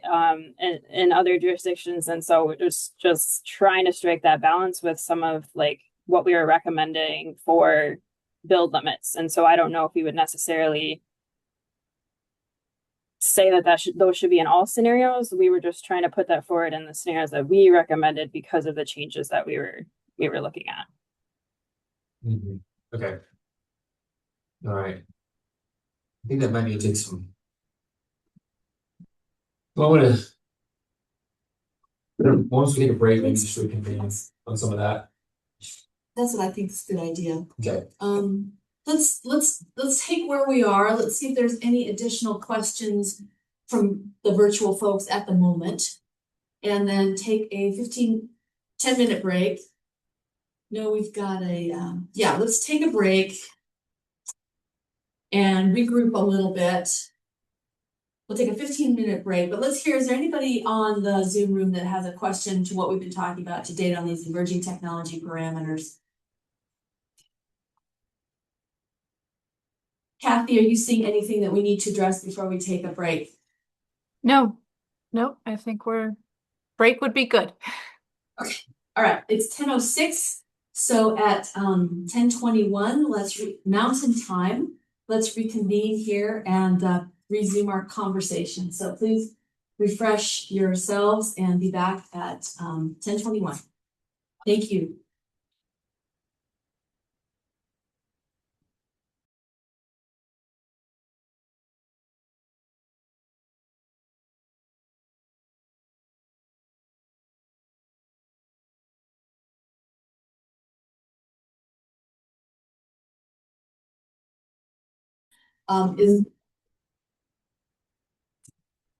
Thanks, Deb, for giving us back on recording.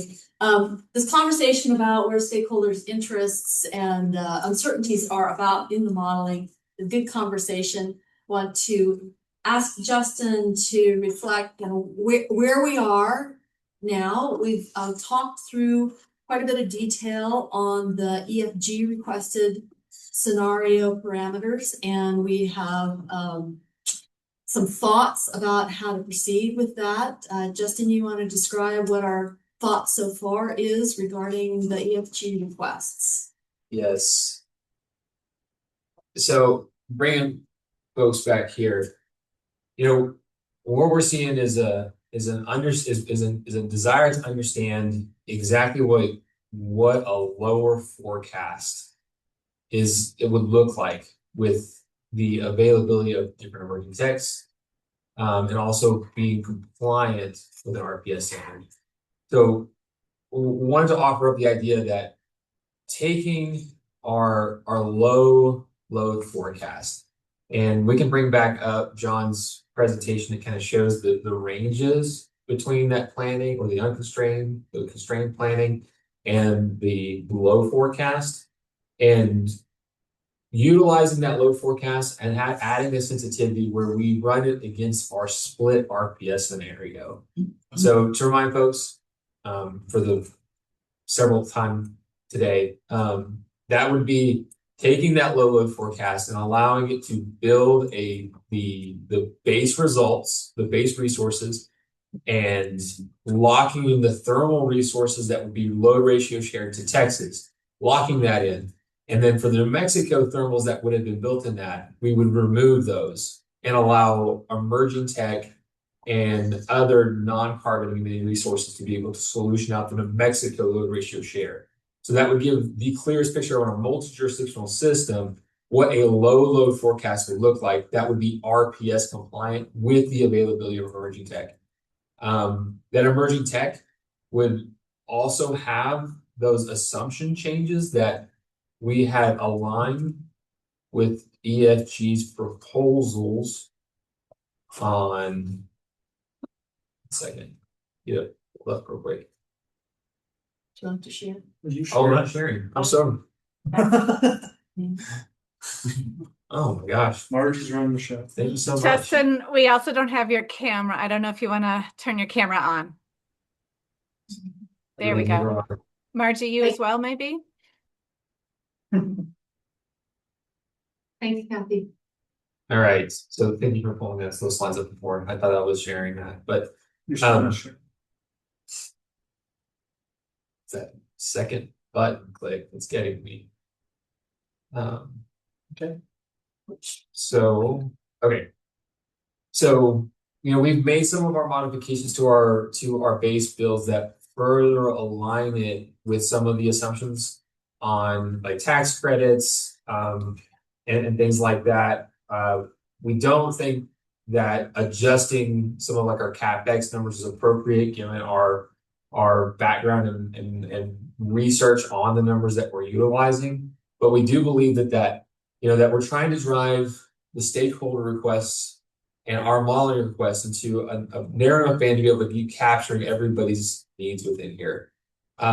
So we're trying to make sure that, of the 6 scenarios that were being presented from CCAE and EFG, that where does it fit within our modeling parameters and what kind of run can we do that is responsive to the vast majority of stakeholders on seeing what that future is. And we believe that low forecast with the RPS split run could be responsive to that.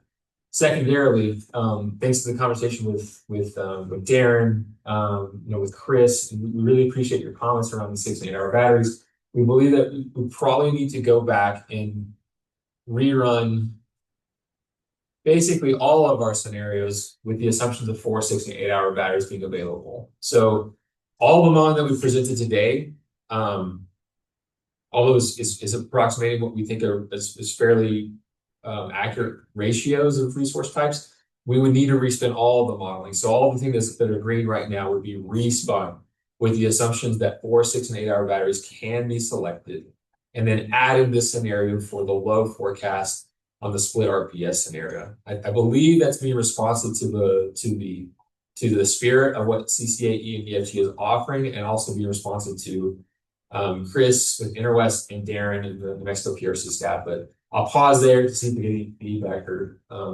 concerns, questions from folks.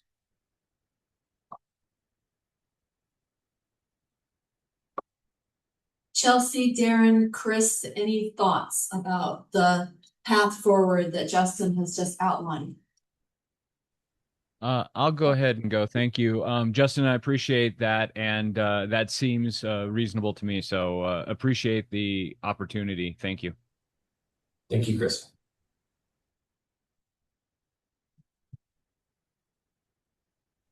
I'll echo that. That sounds good. Thanks. Thanks, Darren. We still have Chelsea, are you still on? Yeah, I'm here, and I guess just to like, I just to clarify my understanding. our requests will be run as is, or they won't be run as is. No, And the idea. you're taking some things and changing your modeling, and you're doing the requests, or you're changing some things in your modeling and you're not running the scenarios you requested. Yes. So going back to your requests. So for those 6 scenarios are asking for alternative load forecast. And we believe that alternative load forecast for what you're asking for is being captured between the rate, the load planning and our constraint planning forecast. We believe it ties most closely to our load planning forecast, and it gets us where we are wanting to see, which is understanding, on a more conservative load forecast look, what would the resource build look like that would also be RPS compliant? On the new emerging tech assumptions that you offered up. Now, I after having a conversation earlier, I recognize that you were asking for these 6 scenarios as being ran as is, but we believe that there's some value in incorporating what you have in our base assumptions as well.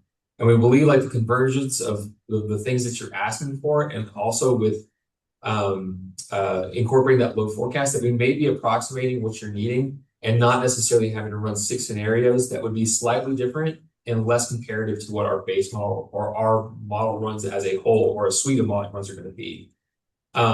We also think that with some of the emerging tech assumptions that we were talking about, you were talking about build limits and things like that, or lowering CapEx factors or raising CapEx factors in some instances.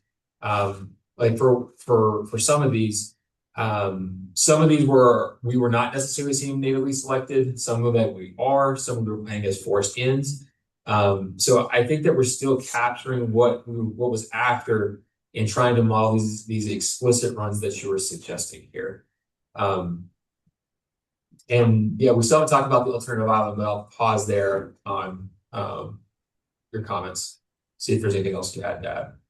So as a summary, we're offering that we would do one additional run, that the base forecast is the low forecast. It would incorporate emerging tech as we have the parameters identified, and it would be aimed at our RPS scenario, our split scenario, to be able to capture exactly what would be that incremental build for non-carbon emitting resources to satisfy New Mexico's load ratio of SPS system. And all runs would be reran with 6 and 8 hour batteries to be selectable in all runs, not just this additional sensitivity that we're suggesting.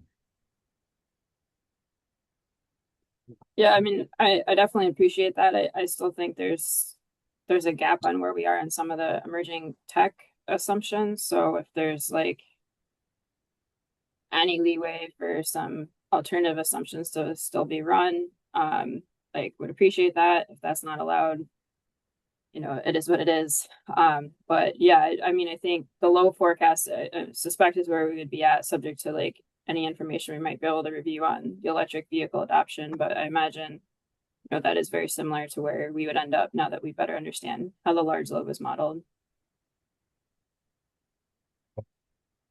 I'd like to just talk for a second about the alternative island approach. Yes. So just jumping to that real quick.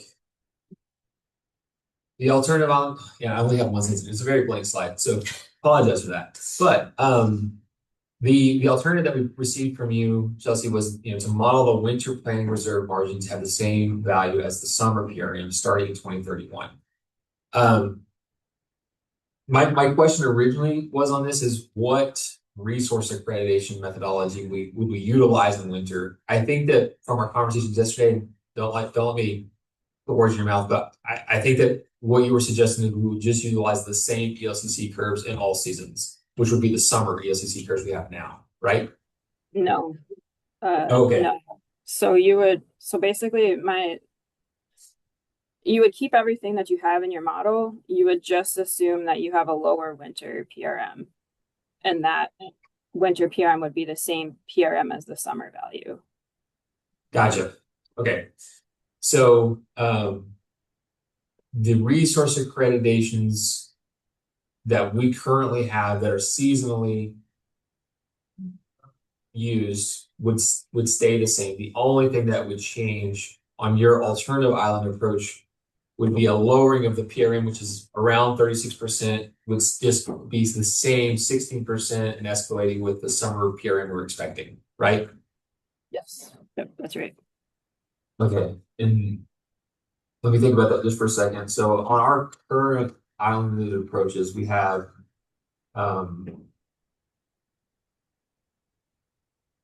so secondary question, Chelsea, on that is when you're saying you're highlighting this PRM discussion, but are you also assuming that we would be separating ourselves from the PRM or from the SPP market? So I don't feel like we can really take a hard position on that necessarily, because we don't have, like, you guys will be doing that for the 2028 study, right? And you'll have that information to be able to execute that analysis on, like, what if you weren't a part of SPP, right? Because we don't have that analysis to be able to come into those numbers. So I think this would potentially capture that, like, if you guys were not a part of SPP and you did your own PRM study, and you did find that you needed to implement, both a summer and a winter reserve margin, like, this was just trying to get at, we don't have that PRM number, right? Like, that analysis hasn't been done yet. We don't have that PRM number. So, like, let's just see what happens if you do assume the same as the summer. My other rationale for this is that I'm not a part of the SPP loss of load stakeholder working group, but I have reviewed the LLE reports. I do servo modeling. I'm familiar with the servo model. And one of the things that I realized in their model is that, they have the 8-year historical look back on the forced outage for thermal generators. So the risk in the LLE model is your thermal generators, your load and your renewable profiles. And Winter Storm Uri is definitely driving the UV and the SPP model.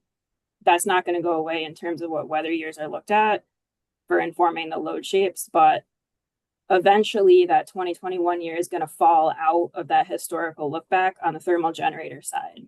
What I don't know is how much those thermal generator forced outages are influencing the winter PRM and the SPP model. If it's significant and that year falls out, I don't know what that's going to do to the future winter PRM. I think it's an unknown question about how generators might have responded to Winter Storm Uri if they did any winterization efforts. Theoretically, you should see forced outage improvements, and it's going to take a long time to see those because you need that 8-year look back to fall off.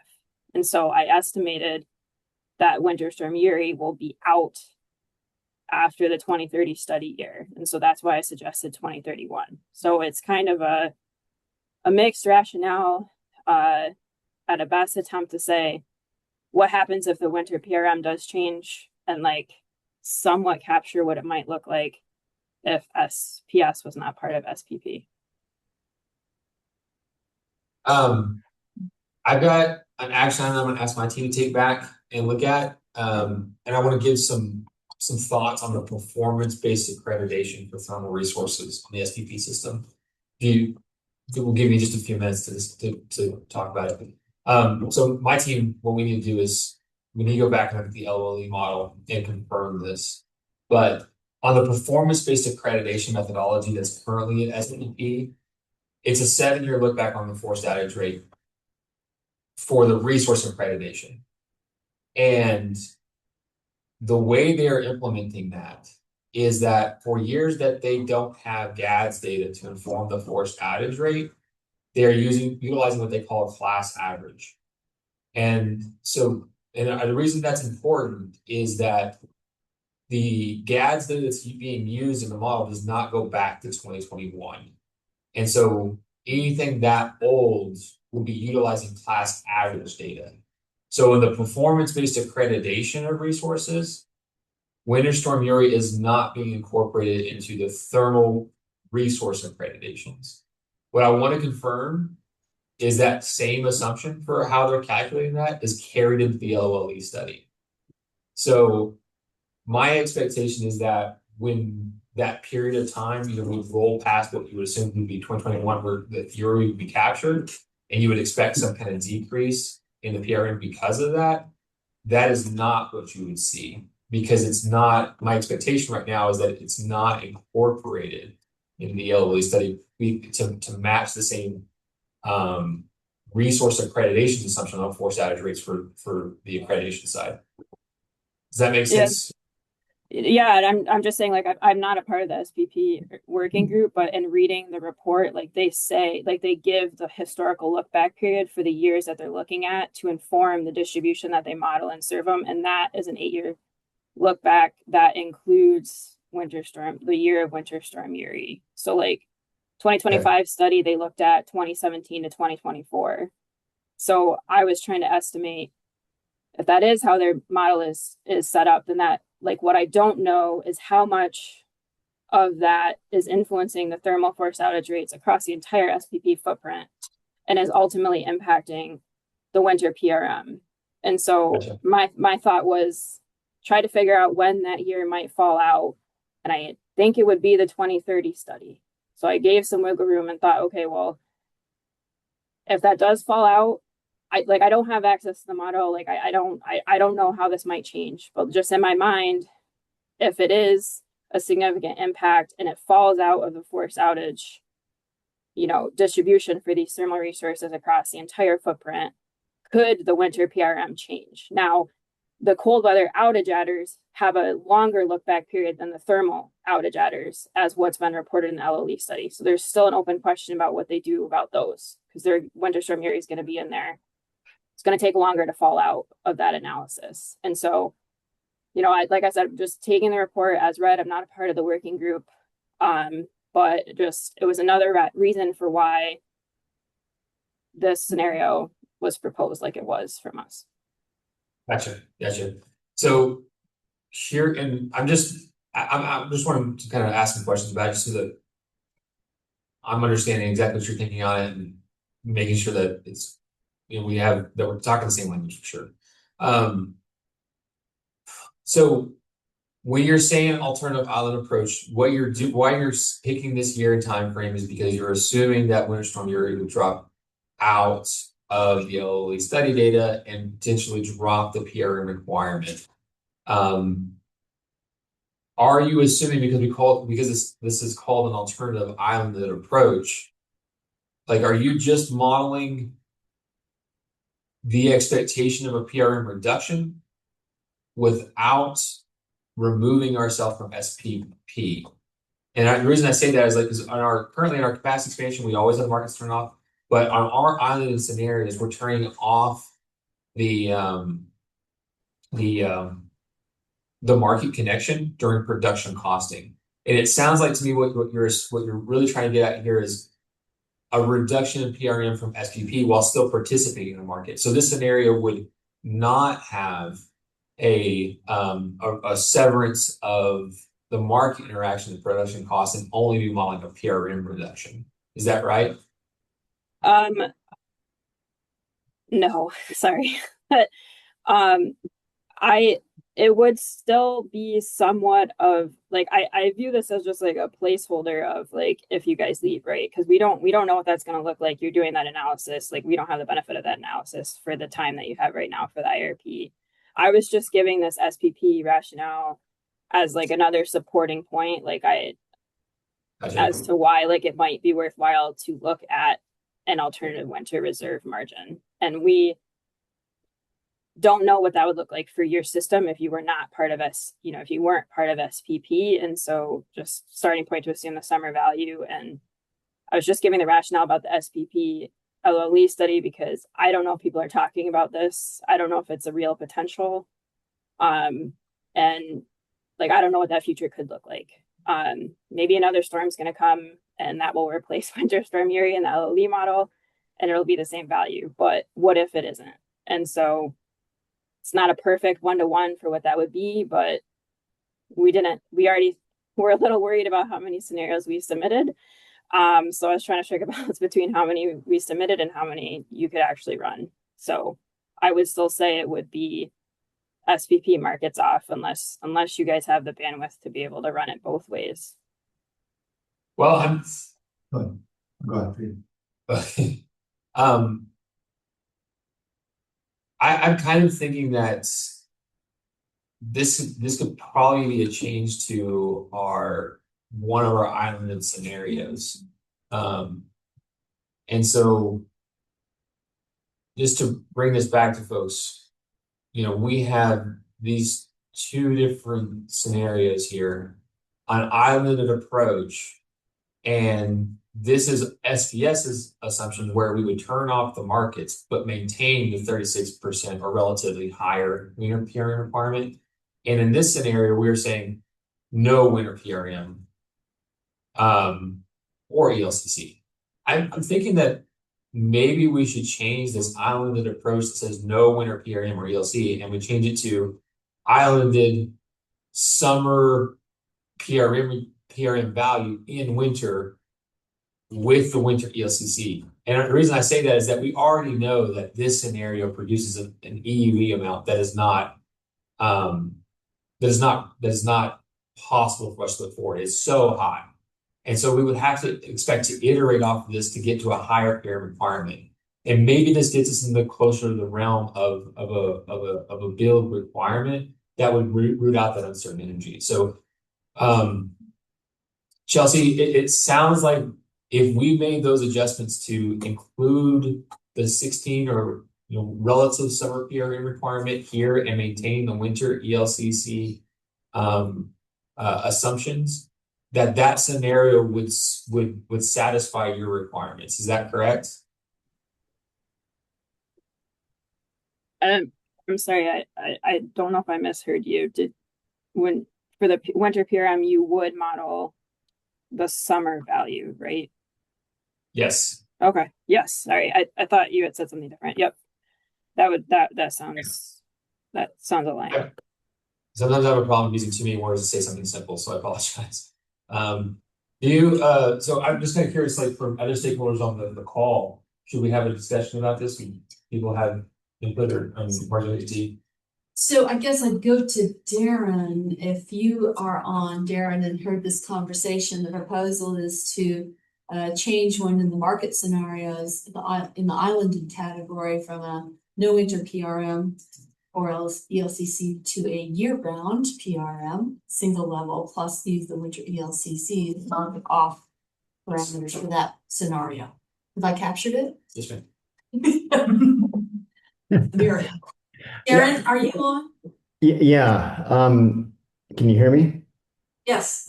Oh, okay. I don't have a problem with that. I just doesn't that add another layer of complexity though if you're gonna fix the PRM but have variable ELCCs? Wouldn't it just be easier to stick with one or the other? Fix both of them. If we're gonna go summer PRM, just use the summer ELCC and lock them both in for the year. I don't think so. Yeah, Darren, hey, this is Matt Larson. I still think because it feels to me like what Chelsea's saying, and Chelsea, if this doesn't track what, how you're thinking about this, certainly chime in. But it feels like what we're trying to do is test the future where, potentially the winter PRM is diminished due to potentially it's less of a hot issue, whether it's policy wise or due to the data sets that are being utilized to set that PRM.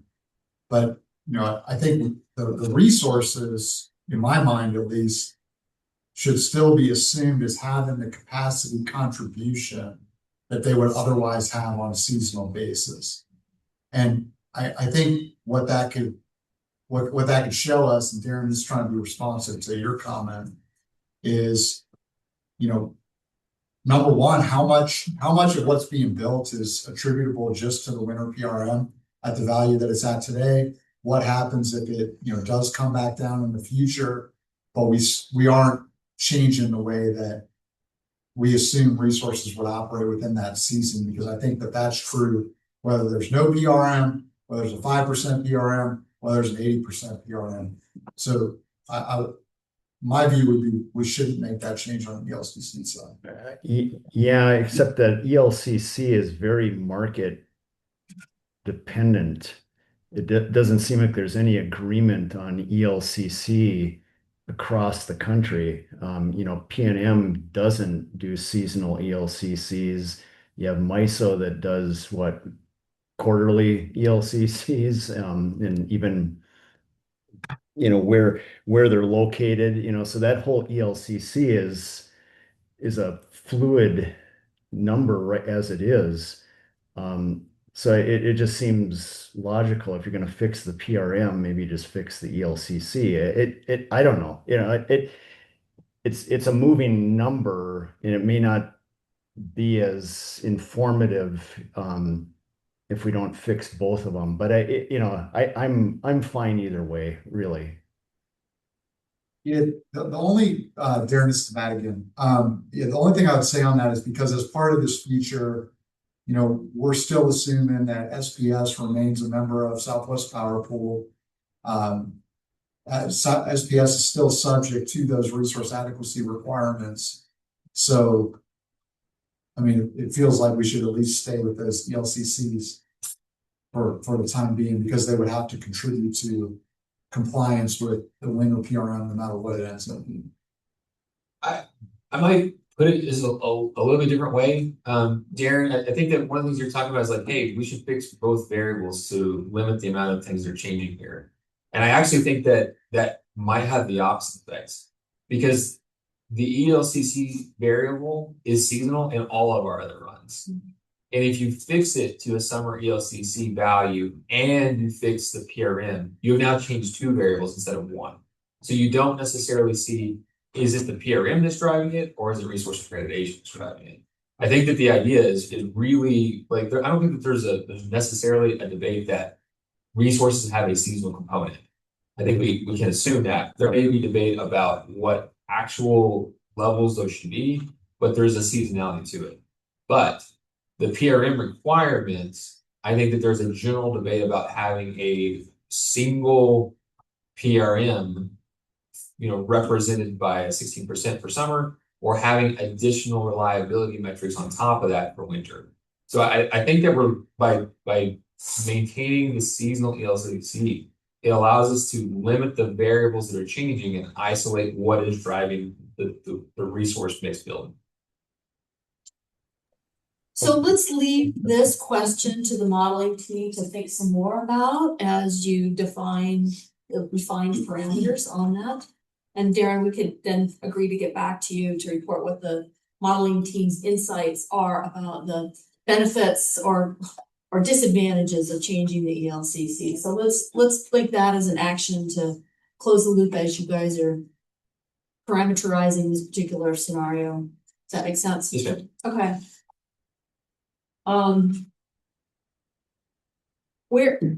You think we're ready to get comment from everyone on the suite of defined runs?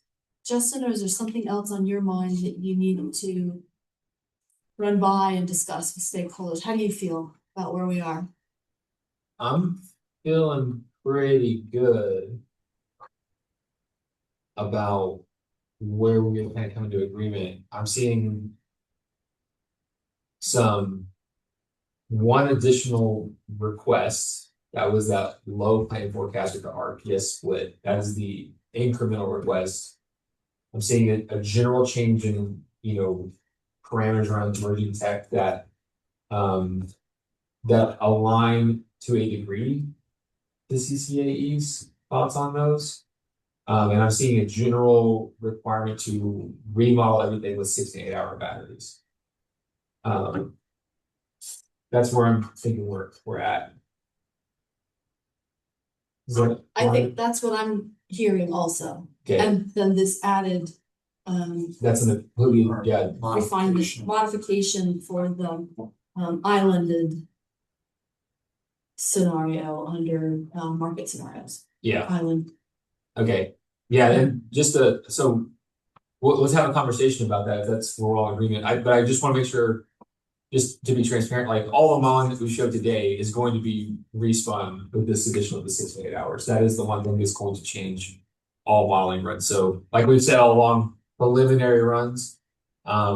So as a result, we're not going to upload the data that was associated with this with iManage. I think that might be confusing if we upload this data and then we turn right around and put up new data that's going to have 6 to 8 hour batteries. So just letting folks know we won't be posting the modeling data until we get that 6 and 8 hour battery stuff incorporated. Okay. Okay. Yeah, I think that's where we are. All right. So we're for session this. Yeah, so let me first, before we call the question, which is actually before we call the question about whether this reflects your interest, I know there are some other ideas in the room about things that folks want to have explored in the modeling scenarios. So Kathy, let's turn it over to you to ask the questions about other uncertainties. I know Jennifer, you've got some thoughts about how nuclear, not small modular reactors, but nuclear is reflected in this. And I don't know if others have particular ideas.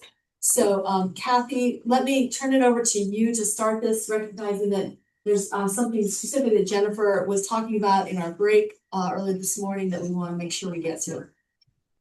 Okay, thank you, Margie. And thank you everybody for your patience. We're gonna kind of modify on the fly here.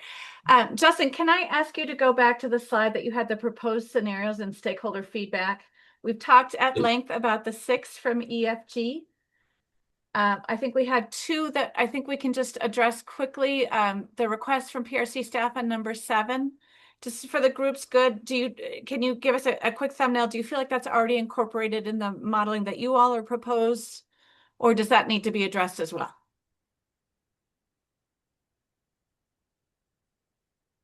Thumbs up.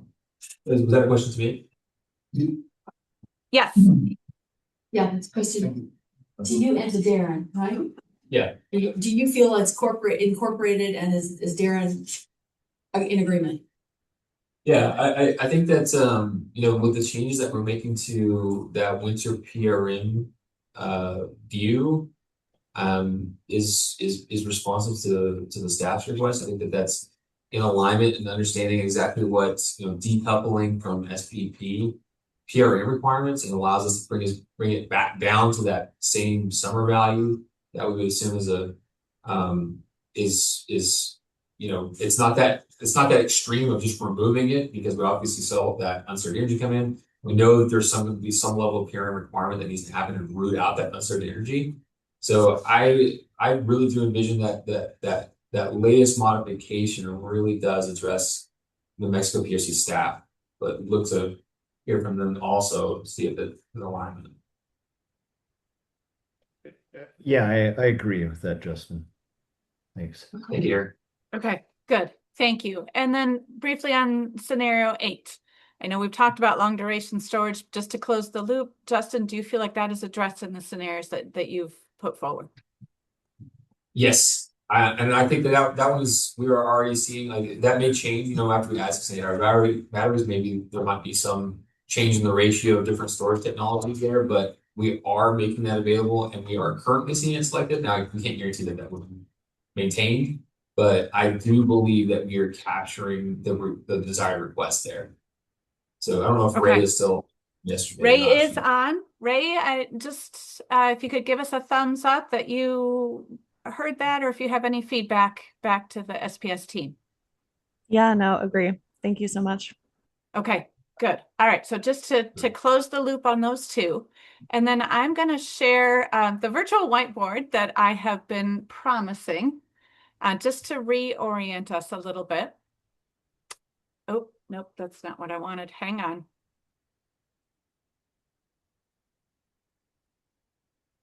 Get my screens arranged. There.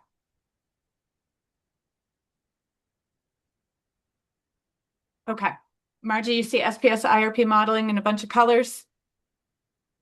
Yes. Okay. Okay, so we left you all last night with a question: what uncertainties do you want tested in the modeling? So hopefully you were thinking about that. As we heard, we've talked quite a bit on different storage duration options, ETA compliance, gas turbine availability, a lot of the gas pricing, some of these uncertainties that are SPS is working with as they plan their system needs. So the first 6 that you see on your screen in color, those are the 6 that we just walked through with Chelsea and Energy Futures Group. And it sounds like we're coming together, but there's still some question on emerging tech assumptions and some of the islanding. The next 3 are what we just captured as a group. The number 7, the low load forecast, RPS compliant for the New Mexico load ratio share, that's the split scenario, emerging tech selections allowed.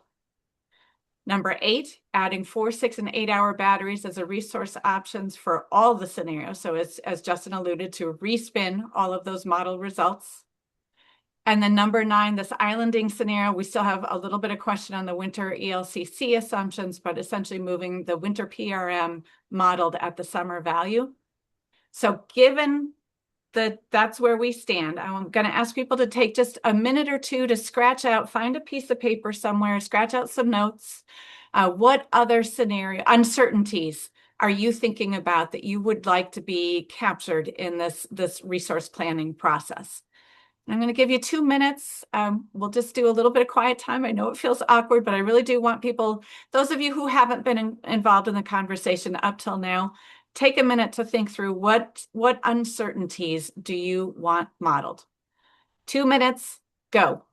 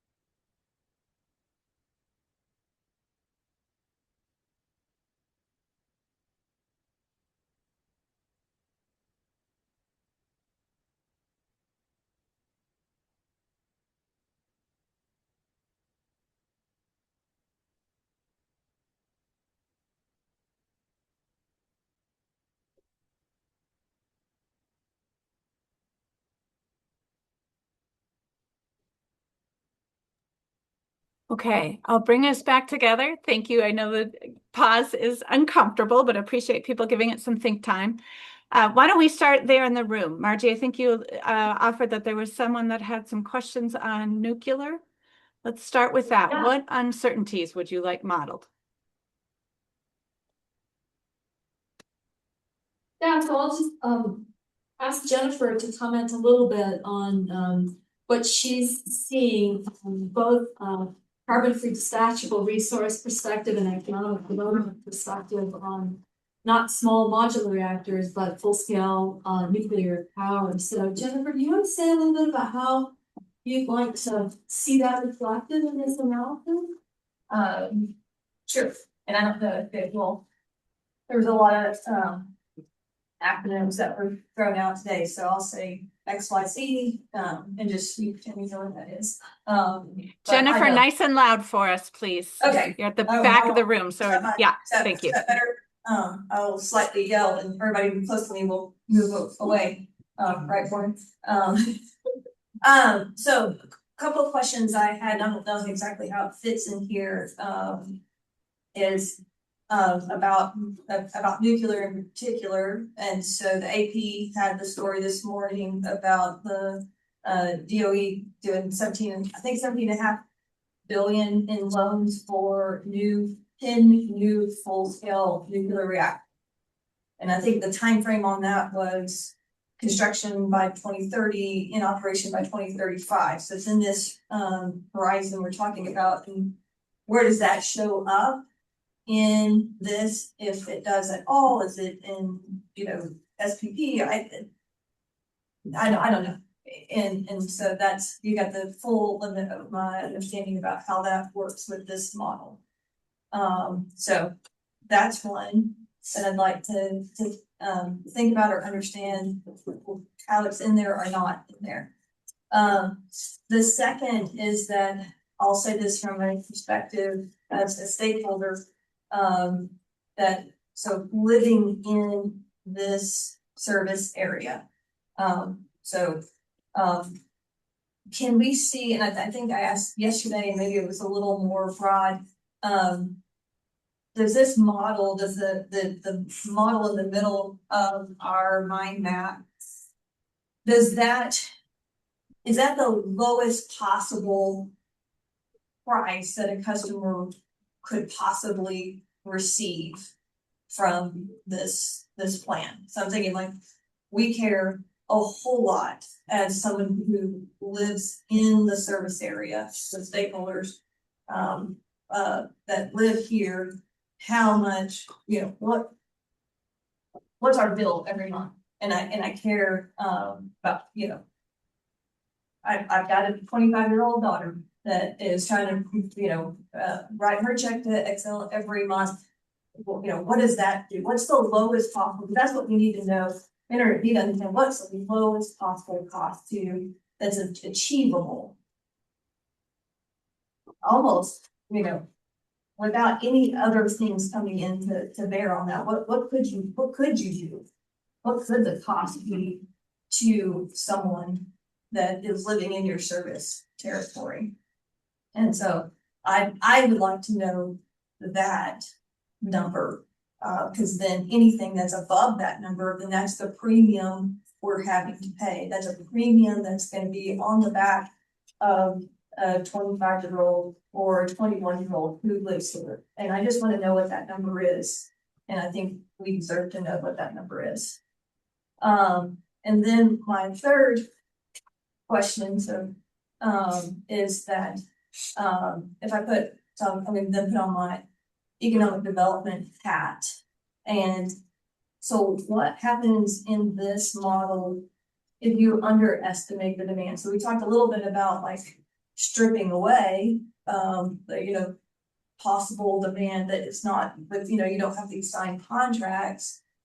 But I see where we don't have enough today to bring new industry in. And I'm talking about industry that's not oil and gas, and it's not data centers. It's just a regular like manufacturing something that we can't bring in and bring into the New Mexico economy because there's just not enough power. And so where is that? And maybe that's pulled into the high model. My question is, but what do we do if we're wrong and we miss the high side? And that's what I'm really concerned about, because of, you know, you get handcuffed. And so I just, I don't know if that fits at all in any of these very, you know, nice boxes. But I also don't know everything that we've talked about this morning. Just like, okay, I have no idea how that fits. And so we'll go back to a different model that I understand is like, how much does it cost and what happens if you don't have enough?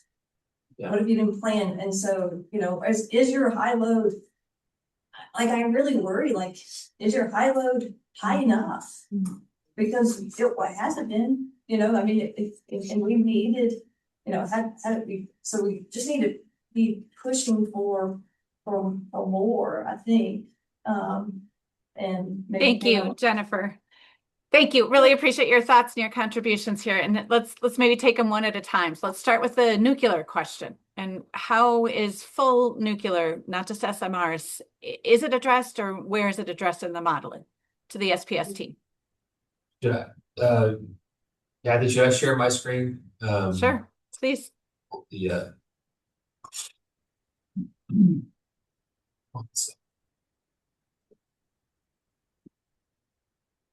So the answer to the question is modeling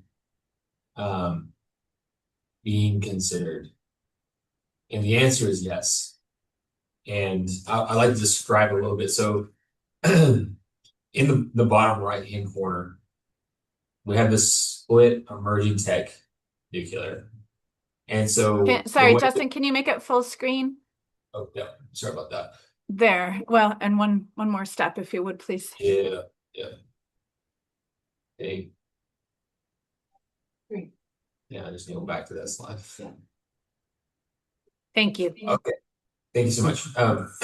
So what we have is a split emerging tech nuclear scenario. And the way you should be thinking about that is this is our IRP model. And when we go towards RPS, which is New Mexico compliance, we run that sin-based model and we allow emerging tech to be available in it. In that scenario today, we do not see nuclear coming in.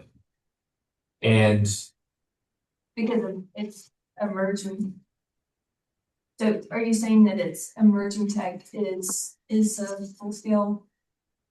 we just put when we're talking about nuclear, we're talking about SMRs. Right. Yeah, and you're talking about AP1000s. Maybe. It's typical. So yeah, what traditional? We're not modeling an AP1000 like the traditional 1,000 megawatt resource. I'll tell you why we're not, and I'll tell you why we're modeling it some others. So the reason we're not modeling AP1000s is there's a couple of reasons. One of them is that it is a very large unit. And when you add a very large unit, if you're talking about adding that incrementally to your system, you know, justifying a new 1,000 meg single unit resource, you know, that is a very high bar. We think of that, and it's also very high capital cost. So we think about, well, is it better we talk about it as incremental or as replacement? And we think the best opportunity for nuclear to come onto the SPS system is as replacement tech. And partly because that would help us avoid transmission and hookup costs.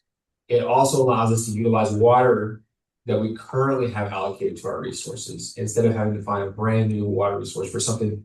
And for like AP1000, you're talking about the same water use rate of something like a coal, you know, like 1,000 megawatt coal unit, total station.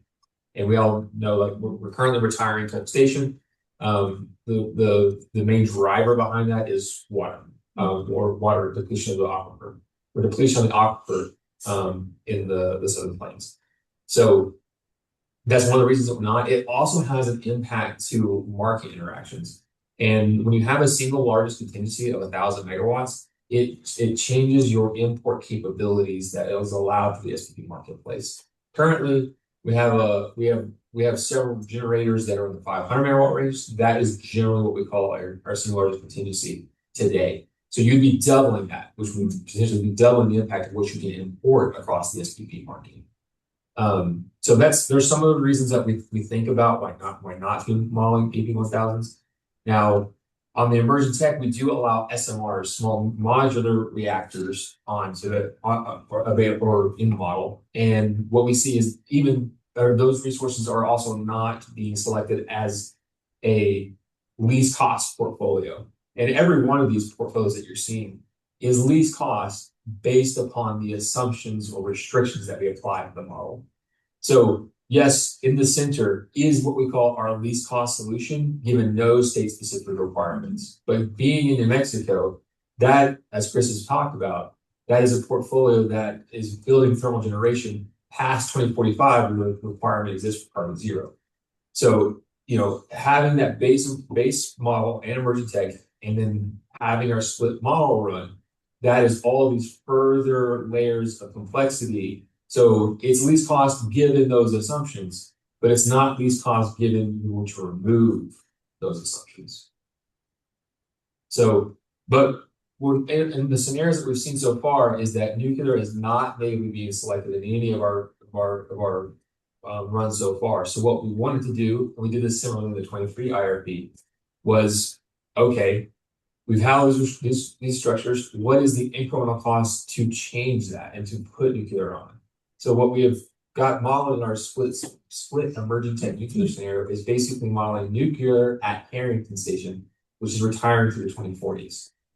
And so by doing that, we take out the resources that are replacing Harrington Station, and we put nuclear back in there, and then we allow the models to re-optimize to find the least cost solution given the development of nuclear on the system. And so all of these scenarios, though, you'll be able to do a comparison of the net present values to understand the true incremental cost of these different additions, either state-specific policy requirements or the addition of a technology that's not least cost. And how far is it out of the money for a selection as part of the base portfolio? So Justin, thank you. You very much entered Jennifer's second question here about utility bill and affordability and monthly service costs. Justin, just a point of clarification. I heard you say that nuclear. Kathy, hang on a second. Jennifer wants to chime in. I don't know what it looks like. Is that when you say the least cost? And you'll see, and so we'll see out of everything, not all these other state-specific things layered in. I don't know that I know exactly what this looks like. So you get a report at the end of this deal, right? And will it say this is X dollars per kilowatt hour we expect, and then here's the I'm very serious. I'm saying, do we understand what it is to the customer? Is that what this model gets to? I don't know, and I'm asking you, and because I've listened to a whole lot of things, and I don't know what I've heard. Is that what we'll see at the end of this, and you'll see a per kilowatt hour estimated cost, and then what the cost of medium continues to? So the simple answer to the question is no, but let me explain. So when we get these different portfolios kicking out, what you get is annual revenue requirements. And annual revenue requirements represents the amount of money that needs to be collected to be able to enable that every single year. Okay. So you'll have, and so this model is based upon serving the least cost. So it's not necessarily trying to optimize revenue or anything like that. It is looking to find the least expensive options to serve the customer load.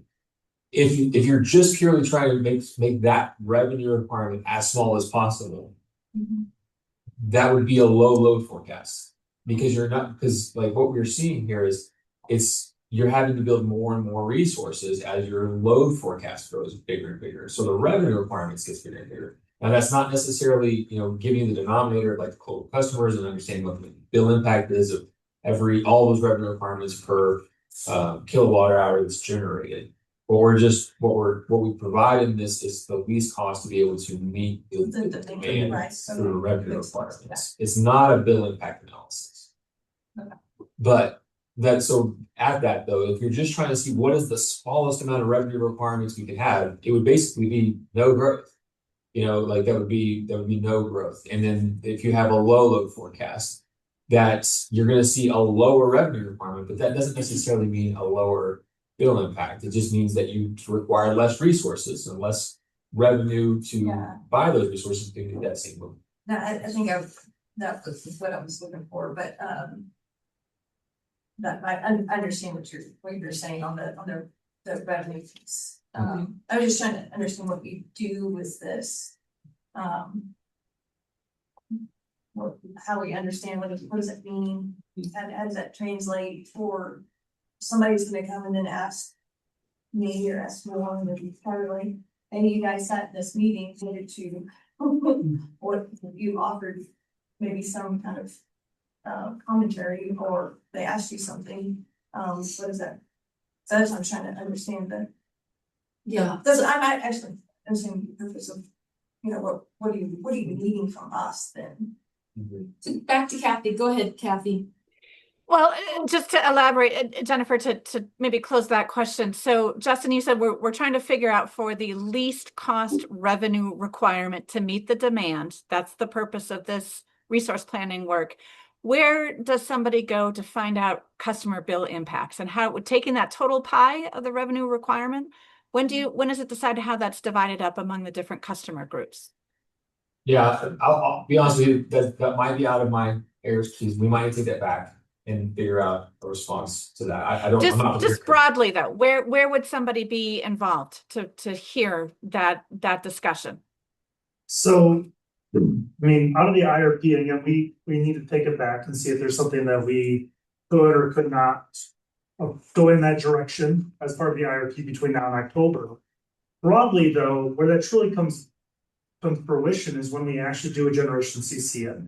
When we actually get an RFP. A CCN. Okay, when we actually have a generation, we go out for a request for proposals, we get a portfolio, then we take it to the commissions to do a certificate of convenience and necessity, a CCN filing. Within those filings, we do provide breakdowns of, and there are discussions around cost impacts. Now, at the end of the day, that's still not where it's truly determined of how much customer and the different customer classes will be paying, because that is not fully articulated until we get to a rate case when we actually place the asset in service. So there's multiple layers, and all that is negotiated, multiple steps along the way of how we get there.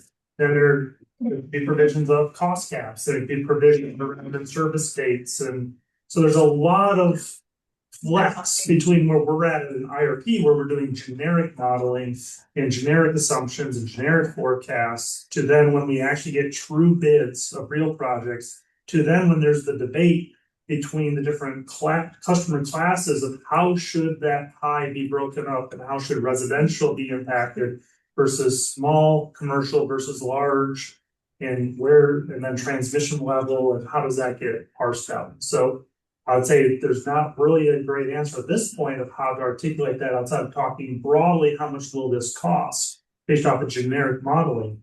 But we can take that back. But at the end of the day, direct bill impact does not even happen until all the way at a rate case, which is after the project goes in service. Yeah, no, that's extremely. Or around when a project. Responsive. I just, those are the things that I've had questions about. But I think the question though generally is, can we think of something within this IRP filing to articulate around that directionality and cost? We'll take that back and we'll see what we can figure out how we could provide something. It won't be a $2 impact, $3 impact to residential. I doubt it'll be that granular, but it's feedback that we'll talk about. Yeah, Kathy, back to you. Thank you. Yeah, and then just Jennifer's last point, her question: what happens if we underestimate the demand, just the local economic growth, and if this resource plan is low on its demand growth? Yeah, so I would say in general, it's very difficult to capture lost opportunity costs like that. I think that we're trying to approximate that with the difference between our constrained and unconstrained planning forecasts. And, we're ending up in the exact same spot by 2047, but the near term constraints preventing us from being able to service customers today. And so are we capturing that economic loss or lost economic opportunity? No, not necessarily here. But it is definitely something that would be inferred from not being able to serve those customers today. And it also has an impact on resource mix type, like our inability to effectuate the unconstrained forecast today with the renewable technologies that are able to be tax advantaged today changes the build out by 2047 and requires us to build potentially more thermal generation on least cost portfolio standard, or our base case standard. It causes us to potentially build more thermal resources because we couldn't get those renewable resources today. And the uncertainty, the uncertainty about the increased demand. The good news about this is this process occurs every 3 years, and the utility is constantly looking at the demand as it's changing and has opportunities to request adjustments to their load and demand. But also this planning process is refreshed every 3 years, and so there's another look at it. Linda. Yeah, this kind of adds on to what you said. That's where I was headed as well.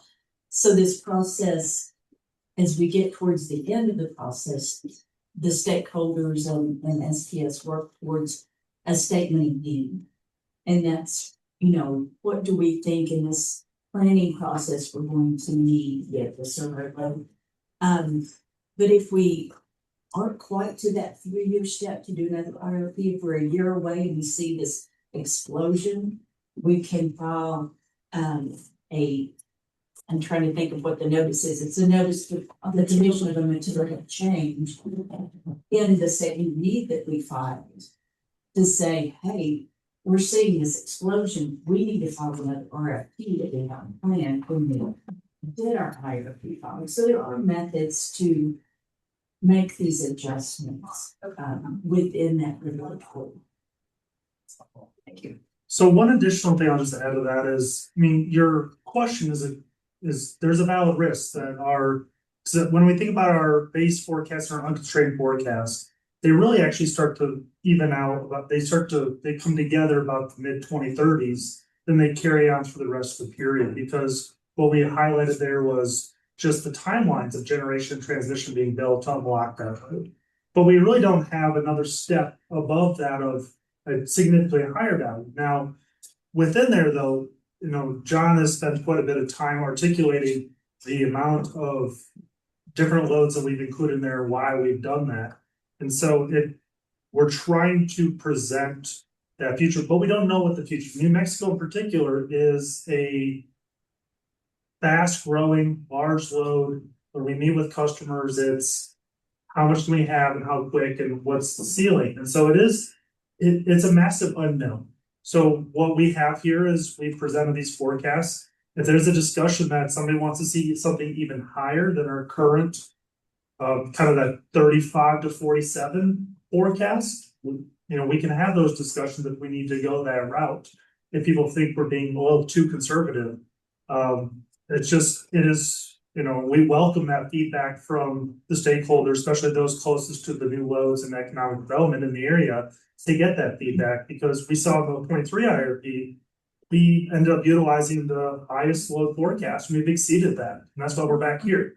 So we don't want to go down that similar situation, but what we brought forth is what, based off the data and the vetting and the internal analysis we've done on those, that's the forecast we're at. People want to go higher, we definitely welcome those discussions if that's what we need to put in, or at least present it. Great. So Kathy, let's go back to you and your list of model run suggestions. Back to you. Sure. Well, and before we do, I just want to recognize Sydney Beatles in the chat, offering that a revenue requirement analysis may be performed to help evaluate rate impact. So I think the team has heard that, and a request for some sort of revenue requirement evaluation on, if not bill impact, at least on rates. Margie, before I pull it back up, is there anybody else in the room that we haven't heard from that is thinking uncertainties that you haven't heard about or that you would like to offer?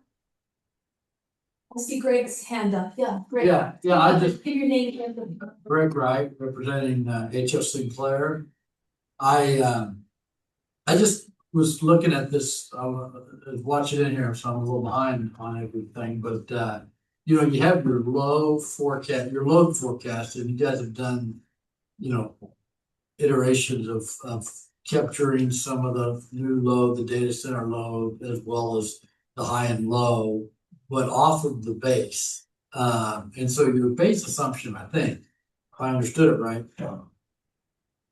is all of your existing customers continuing to do the same thing. And then we're talking about whether your new load is going to happen or not. And then if the new load comes on at different levels, I think that's what the model's capturing. But does it capture anything as far as any dramatic shifts on your existing load? Meaning your own, you know, instead of using that as the rock, you know, that's going to always be there. Is there any model, or could it be modeled, that if your existing customers did something dramatic to change it? I think that John's still on. John, did you hear the question? Yeah, I think I got the gist of the question, which is, you know, I talked a lot about the large load levers that we pull to develop the scenarios, but what about kind of that underlying base load forecast? Right. Jump in if that's not kind of the gist of the question, but that's right. Yeah. So you're largely right. I mean, the way I think of that piece of the forecast is kind of historical, you know, old school, for lack of a better, legacy utility type growth, right? So like more residential customers yield more small commercial customers, you know, a handful of smaller, large customers might come in, not to the scale of the requests we're getting from the oil and gas and the data centers, but, you know, small manufacturing plants, general economic activity, those kinds of things. What's driving those models is a forecast of population growth and economic growth. We relate that load historically to those drivers, and then we have forecasts of those economic demographic drivers. We're not, for example, saying a large customer shuts down next year. Like, we're not doing that kind of thing, right? It is just kind of this, as the region grows and the economy grows, you get steady load growth kind of underpinning those forecasts. Okay, so I guess that's what I assumed, and that's, you know, an accurate way of doing it. I just was wondering if there was any way to incorporate in this model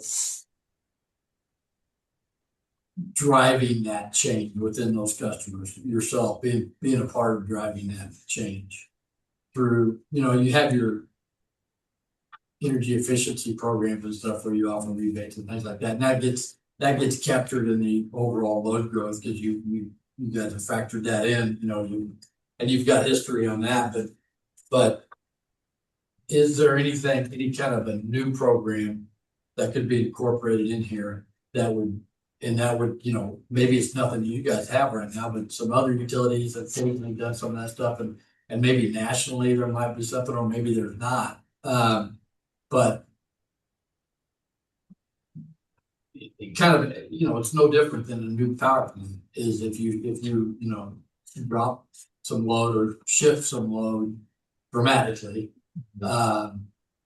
you would, you know, avoid having to build one, or, you know, it would future load. So I'm just wondering if that's incorporated in there, because I think that's you know, obviously you guys have done the analysis on the load management stuff is, you know, cheaper to not use a kilowatt hour than it is to build something to serve it. So you have some of that mentality that's got through, but I'm thinking more dramatic, more bigger chunks of load to move. I think, John, don't let me speak for you too much here, but I'd kind of be interested to hear more thoughts on you from your takeaways on the peak discussion for EVs, and how, you know, there was an opportunity. I think that, pretty sure that Mr. or Dr. Palomino was was saying that like, it looks like to be a really good opportunity is like in 2045, we see a very distinct peak in that low duration curve, which would be a potential opportunity for some new kind of demand response program. But John, any other thoughts or on low You're duration? kind of heading where my thoughts were, which is we're sort of venturing out of a load forecasting exercise into like a demand management program, type assumption. The simple answer is no, we don't have anything like that built into the outlook. We do have, you said this, but we do have like continuing energy efficiency, some adoption of solar, those sorts of things built into the load forecast, but not like a brand new type of way to manage EV charging or way to shift industrial load. We don't have anything like that built in. Okay. Well, that's what I thought, and I just thought it seemed like it makes sense to look at to at least do some sort of analysis on there to to flush that out. Not that I'm saying I know what that answer, how you exactly do that, but certainly something that's gonna come out somewhere in the future that we're gonna have to really look at that. Everybody's gonna have that. And so I just thought maybe that's something could be factored in since you're asking. I have an interesting Thank you, thought. Greg. Before you go on to your next slide, if I might encourage you to hang on to that idea in some sort of a managed charging or demand response. That's something we might consider in the action plan of in the next 3 years, what actions might SPS take to look at resource needs and managing load growth. So hang on to that, and maybe we'll come back to it as we pull back from modeling and into some of the broader issues. Go ahead, your other thought, and then I want to go to the folks who are virtual. No, that was it. Okay, sorry. Okay, great. So virtual folks, and just keeping an eye on the time, I'm going to start with, we had a chat from Ellen Kutzer asking, is SPS willing to take generic cost assumptions on 6 and 8 hour batteries? Yeah, so the cost assumptions that we have, and Taylor, if you want to chime in here, we do have some supporting information in the slide deck that kind of details out exactly how we're coming to our cost assumptions here. In general, when I think about changes to scenarios or offering at modeling runs, is to capture a large scale effect or something that kind of is moving the scale. And I'm not confident that it would be a value add to be changing incrementally or marginally cost assumptions on the technology types as an additional sensitivity. I think that we've got very robust and well researched cost information for these things. And I think that especially at the level that we are seeing batteries on being added to the SPS model, there's not going to be the shift in resource change. I see I've got Ellen hands raised, but I don't think that it's necessarily going to drive the shift in adoption that would warrant changing an assumption or adding a sensitivity for marginal differences in costs on 6 to 8 hour batteries. But Taylor, do you have anything to add before Ellen jumps in? Yeah, I mean, I think we're always interested to make sure we're not totally missing the mark here, but like Justin said, right, we put a lot of effort into thinking these through, and I think my question is always, are we hitting the right kind of cost curve? Are we being too optimistic? Are we being too pessimistic? But I think in general, these have a lot of data and a lot of many months of work behind them. They are not numbers we kind of just grabbed out of a white paper a couple of weeks ago. So I would suggest maybe the action item is maybe for Taylor and Ellen to have a conversation offline. Would that make sense? Ellen, Ellen, you've got your hand up, but go ahead. Yeah, I just in observe, all I have is what's on the slide. So it's just the cost information. So I guess an ask would be if we do connect offline, can we get more information about what went into those cost assumptions? And apologies, I haven't Yes. been able to attend prior versions of these meetings. So that's an ask, but also no, this is not a request for another modeling run or sensitivity. It's just a correction of, costs that we think may not be accurate. So I just want to clarify that that is the ask. Yeah, so Ellen, I think I'd be more than happy to discuss it offline, and we definitely do have a process for, getting you the data that we have, and I guess when we connect with you offline, we can make sure that you are getting your requests in so that you can get the files that you need. Great. Yep, and generally, Ellen, there is a shared file site and iManage where you can get the generic cost assumptions. So we'll send you those links to get into that data. That's been available for a month or two, and I understand you're just coming in. Super, thanks, Kathy. Appreciate it. Sure. All right, so turning to other voices that we have not heard from in the virtual room, uncertainties that you would like to see tested and considered that we haven't already discussed. If you would raise your hand. Alex? Yeah, hey, thank you, Kathy. I saw mention from earlier workshops, surplus. I guess I'm interpreting them as surplus resource candidates. And maybe the ask here, maybe I can say, like, can you speak for my benefit and those that are sort of newer, how surplus interconnection is or is not being considered in these scenarios? Yes. So in general, in our last in our 24 RFP and subsequent CCN filings, we had a number of projects that were considered surplus interconnections. Think batteries at existing locations or wind projects being sited with thermal generation, things like that.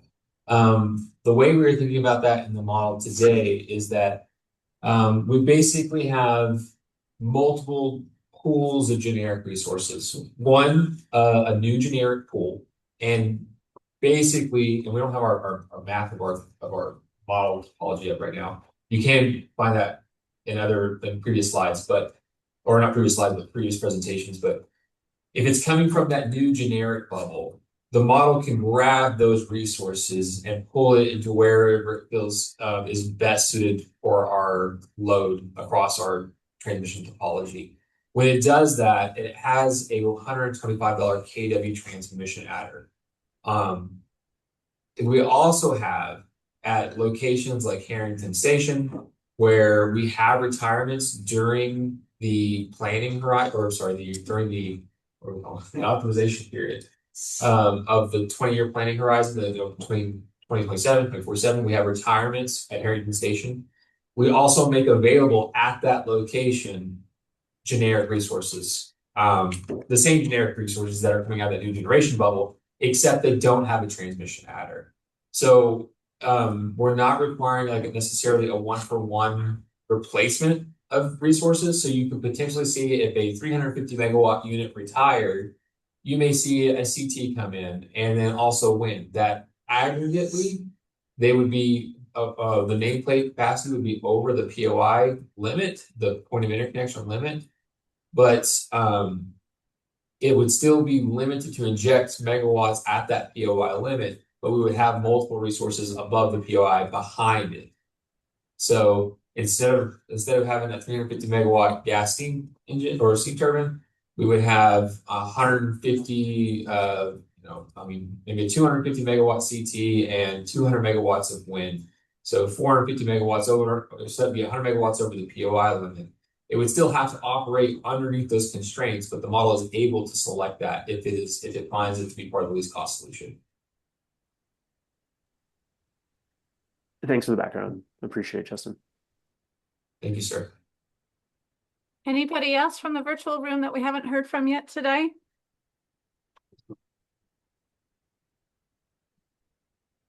Carrie, please. Carrie. Hey guys, can you hear me okay? Yeah, you introduce yourself, organization, please. Absolutely. Carrie Hatley with ConocoPhillips. Thank you for a great presentation, great couple of days of meetings. I've really like to see, and if this is somewhere else, please direct me to it. I would love to see, and if you already have this somewhere, please direct me where it might be, but it's contemplated by your modeling tree, a constrained planning scenario, non-islanded, where we have the New Mexico only system in a split scenario, modeled for RPS compliant resources, side by side with a resource portfolio that doesn't have any RPS restrictions. I would love to see that modeled with the nameplate additions that would be required, as well as some cost impacts as far as you can forecast them. Thanks, Carrie. And yes, we are planning on modeling that. Those comparisons will be available. We didn't have those model runs completed today. However, it's probably a non-issue since we're planning on respinning all the models because of the conversation today to include 6 and 8 hour batteries. But yes, you will be able to see through comparisons of our base model and understanding exactly what the incremental build out is required to enable RPS on a split system basis. So Justin, just to clarify, that would be the base case there plus the RPS scenario that is which of the pink bubbles? It'd be the one. I'm sorry? It would be the one in the center, the split. That would be it. The split. Okay. Okay. Carrie, does that satisfy your question? I think that'll satisfy many people on the call's questions. Thank you. Okay. We are running short on time. I do want to recognize Chelsea. I know you put in the chat here about a conversation about extension of existing resources. We're just running out of time. So I think we will propose maybe returning to that in an office hour. That is probably a pretty detailed conversation. And for those who are most interested in it, does that satisfy you, Chelsea, if we can do that in the next couple of weeks? Yeah, that's fine. In the meantime, I think I'll probably just send you guys some comments with some sources of information that might be able to be used. Okay, thank you. All right, with that, any final thoughts from folks virtually? Other uncertainties that we haven't heard about?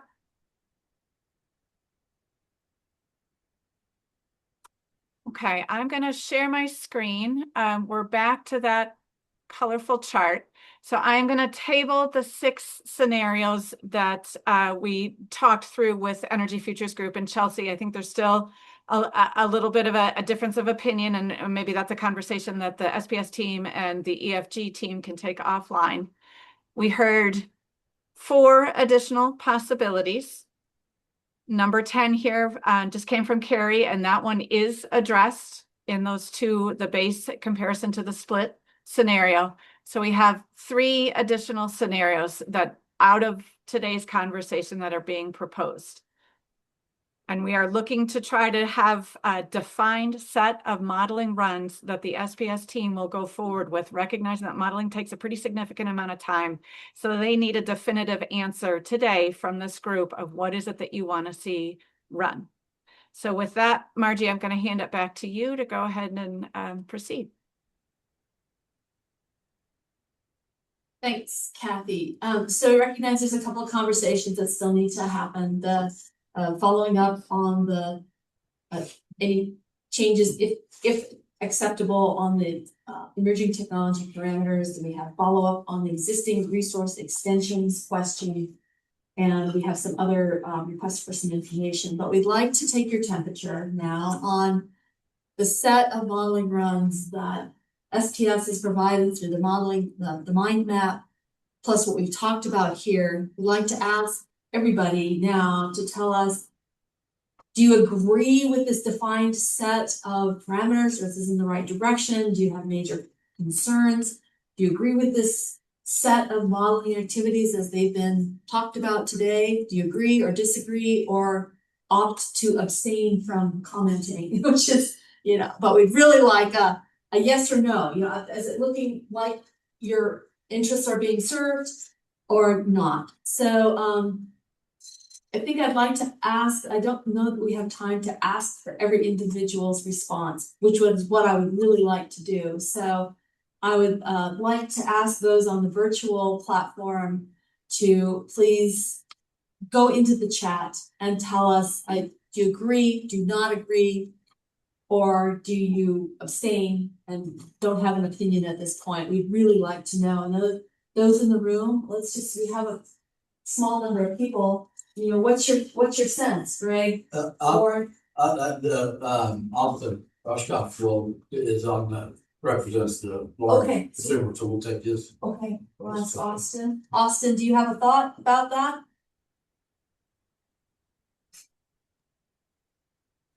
I think we have plenty of scenarios going here and all the data we need. Say your first part of your comment again. We missed it. I don't have anything to add. I think we've covered the scenarios fairly well. And do you agree they represent your interests or not?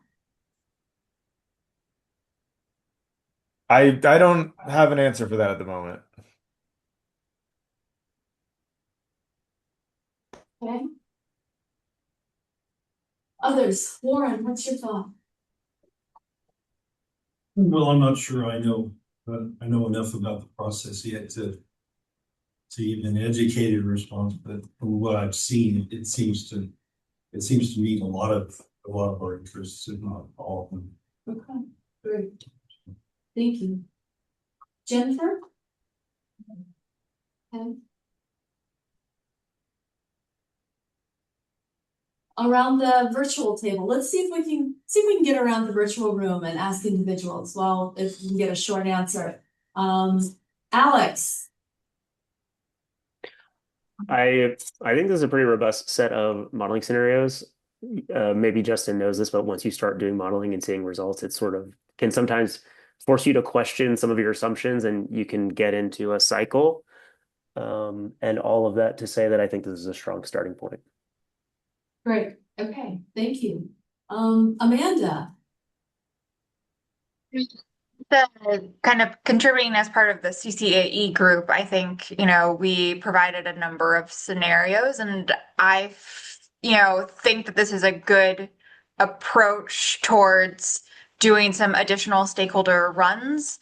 I am looking forward to kind of getting more information about that EV forecast and what we might be able to do just, on the load side as it relates specifically to EV load in the 2040s. But I think that the kind of, barring that this is a good start of stakeholder, or at least our interests. Great, thank you. I'd like to ask the folks on the call from the New Mexico PRC, Darren, Ben, Orland, how are you feeling about this set of defined runs, and do they satisfy your interests?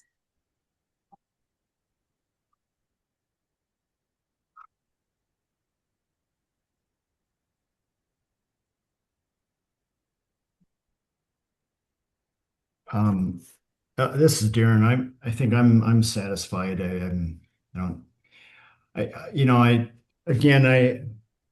think it's important to show that we can meet the rules that are in play, and not worry too much about the cost right now, because these are all speculative at best until we actually would go out and procure resources. So I just want to tamp down the concerns about the different costs of things. But I know at the end of the day, that's very important. But this is just an exercise to see what needs to be built out to service the people, the customers, in compliance with the current rules. So thank you. Great, thanks, Darren. Chelsea, I know we have some follow-up to do with you, but generally, how are you feeling about this revision and this conversation that we've had today about modeling runs in your interests? You agree where we're going? I think I would just defer to the answer that Amanda already gave, and once we can kind of close the loop on some of the lingering items, I can give a more concrete answer. Okay, all right, thank you. Sydney Beals from WRA, thank you for your comment in the helpful chat. What is your sense, Sydney, about where we are with these defined runs? You agree, not agree, abstain? Where are you thinking?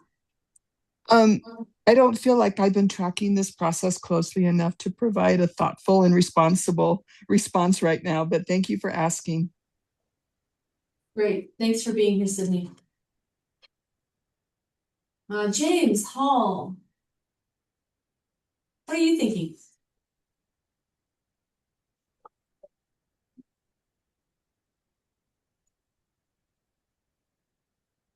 Could be offline. How about Jonathan Lai? What is your sense from this set of runs that you've heard described? Do you agree with them, disagree, abstain? Yeah, I think I generally agree. I think that the sensitivities that we've considered are pretty robust so far. A thought that's occurred to me when we were asked to kind of contemplate potential sensitivities is maybe a capital cost sensitivity on resource addition. I don't know if that would be too intensive or too time consuming, or if it would reveal a lot of information. But that's just one thing that I thought that might contribute to, a more robust resource selection process. Okay, thank you for offering that. Carrie Hatley. I'm all good. Thank you so much. Great, thank you. Mark Walker, I'm not sure I know your organization. Hi, I'm sorry. Yeah, I represent Targa Resources, and I'm an outside counsel and just here to learn. And I'm very impressed with SPS's openness to look at new things, and looking forward to the added depth in the analysis. Thank you. Great, thanks, Mark. How about Michael McMillan? I see you're here to join us for other workshops. Do you agree with this set of modeling activities or not?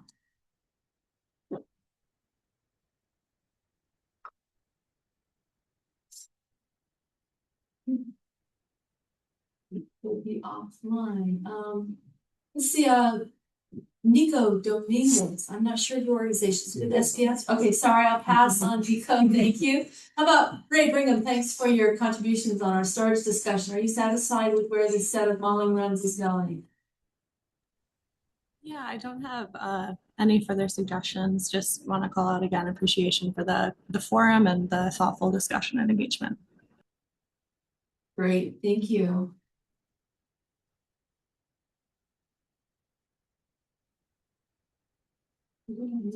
Did I miss anybody on the virtual platform? Kathy, you can help me out to see if I omitted someone that I should have asked.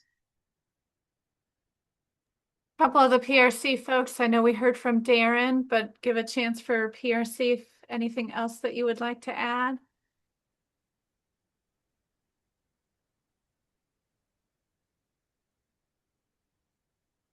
James Lackey, I don't know that we heard from you. Okay, and Ellen Kutzer. Yeah. Thanks, Kathy. Yeah, since I'm so new to this process, I just defer to Interwest's feedback. Thank you. Appreciate that. Thanks. Yep, I think that looks complete, Margie. Okay. So we know we have some things to follow up with several people, but let me turn to the folks at SPS and ask you, what are your thoughts about next steps in this conversation? You got a lot of work to do, but hopefully this gives some direction and some constructive feedback. Oh yeah, I think it's been very constructive. I appreciate, this, long 2 days. I appreciate everybody who's staying engaged in the conversation. It seems like New Mexico as a whole is very invested and is willing to express their needs and desires. And I'm glad that this is participating in this process. It's very, very been a very robust conversation. I think that we've been taking back information and willing to adjust our model for it. I look forward to digging into the modeling and providing some results by the July 21st. I'm hoping that we have a lot of modeling runs that we'll be able to discuss as a result of this conversation. So it's been great. Thank you so much. Yeah.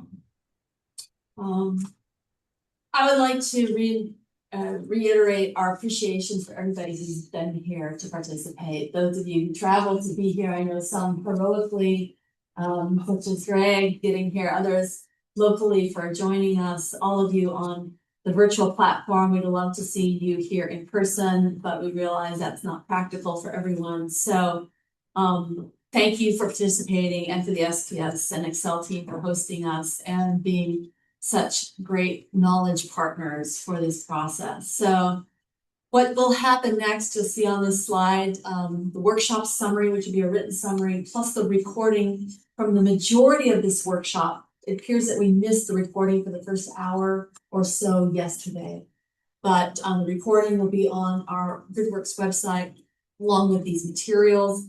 We'll post the presentation that John Goodenough drew from on the load forecasting, and all that will be available on the GridWorks website.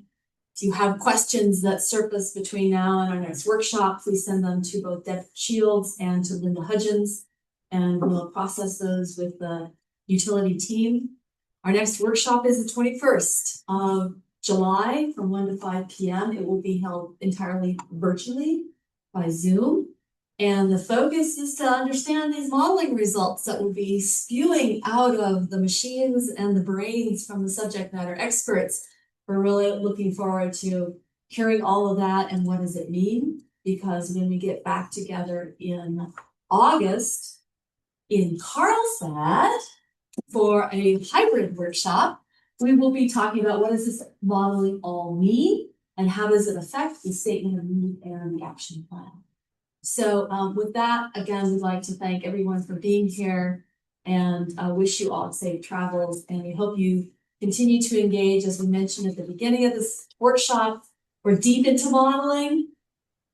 At the latter part of the process, we will rise back up to what does it mean.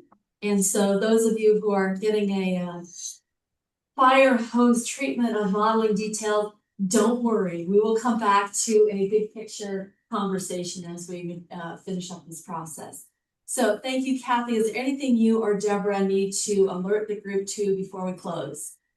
Nope, just thank everybody for contributing. I know those of you virtually, these can be long, so thank you for hanging in with us. Great. Thank you, and safe travels to everyone. We'll wish you a great afternoon. Bye-bye.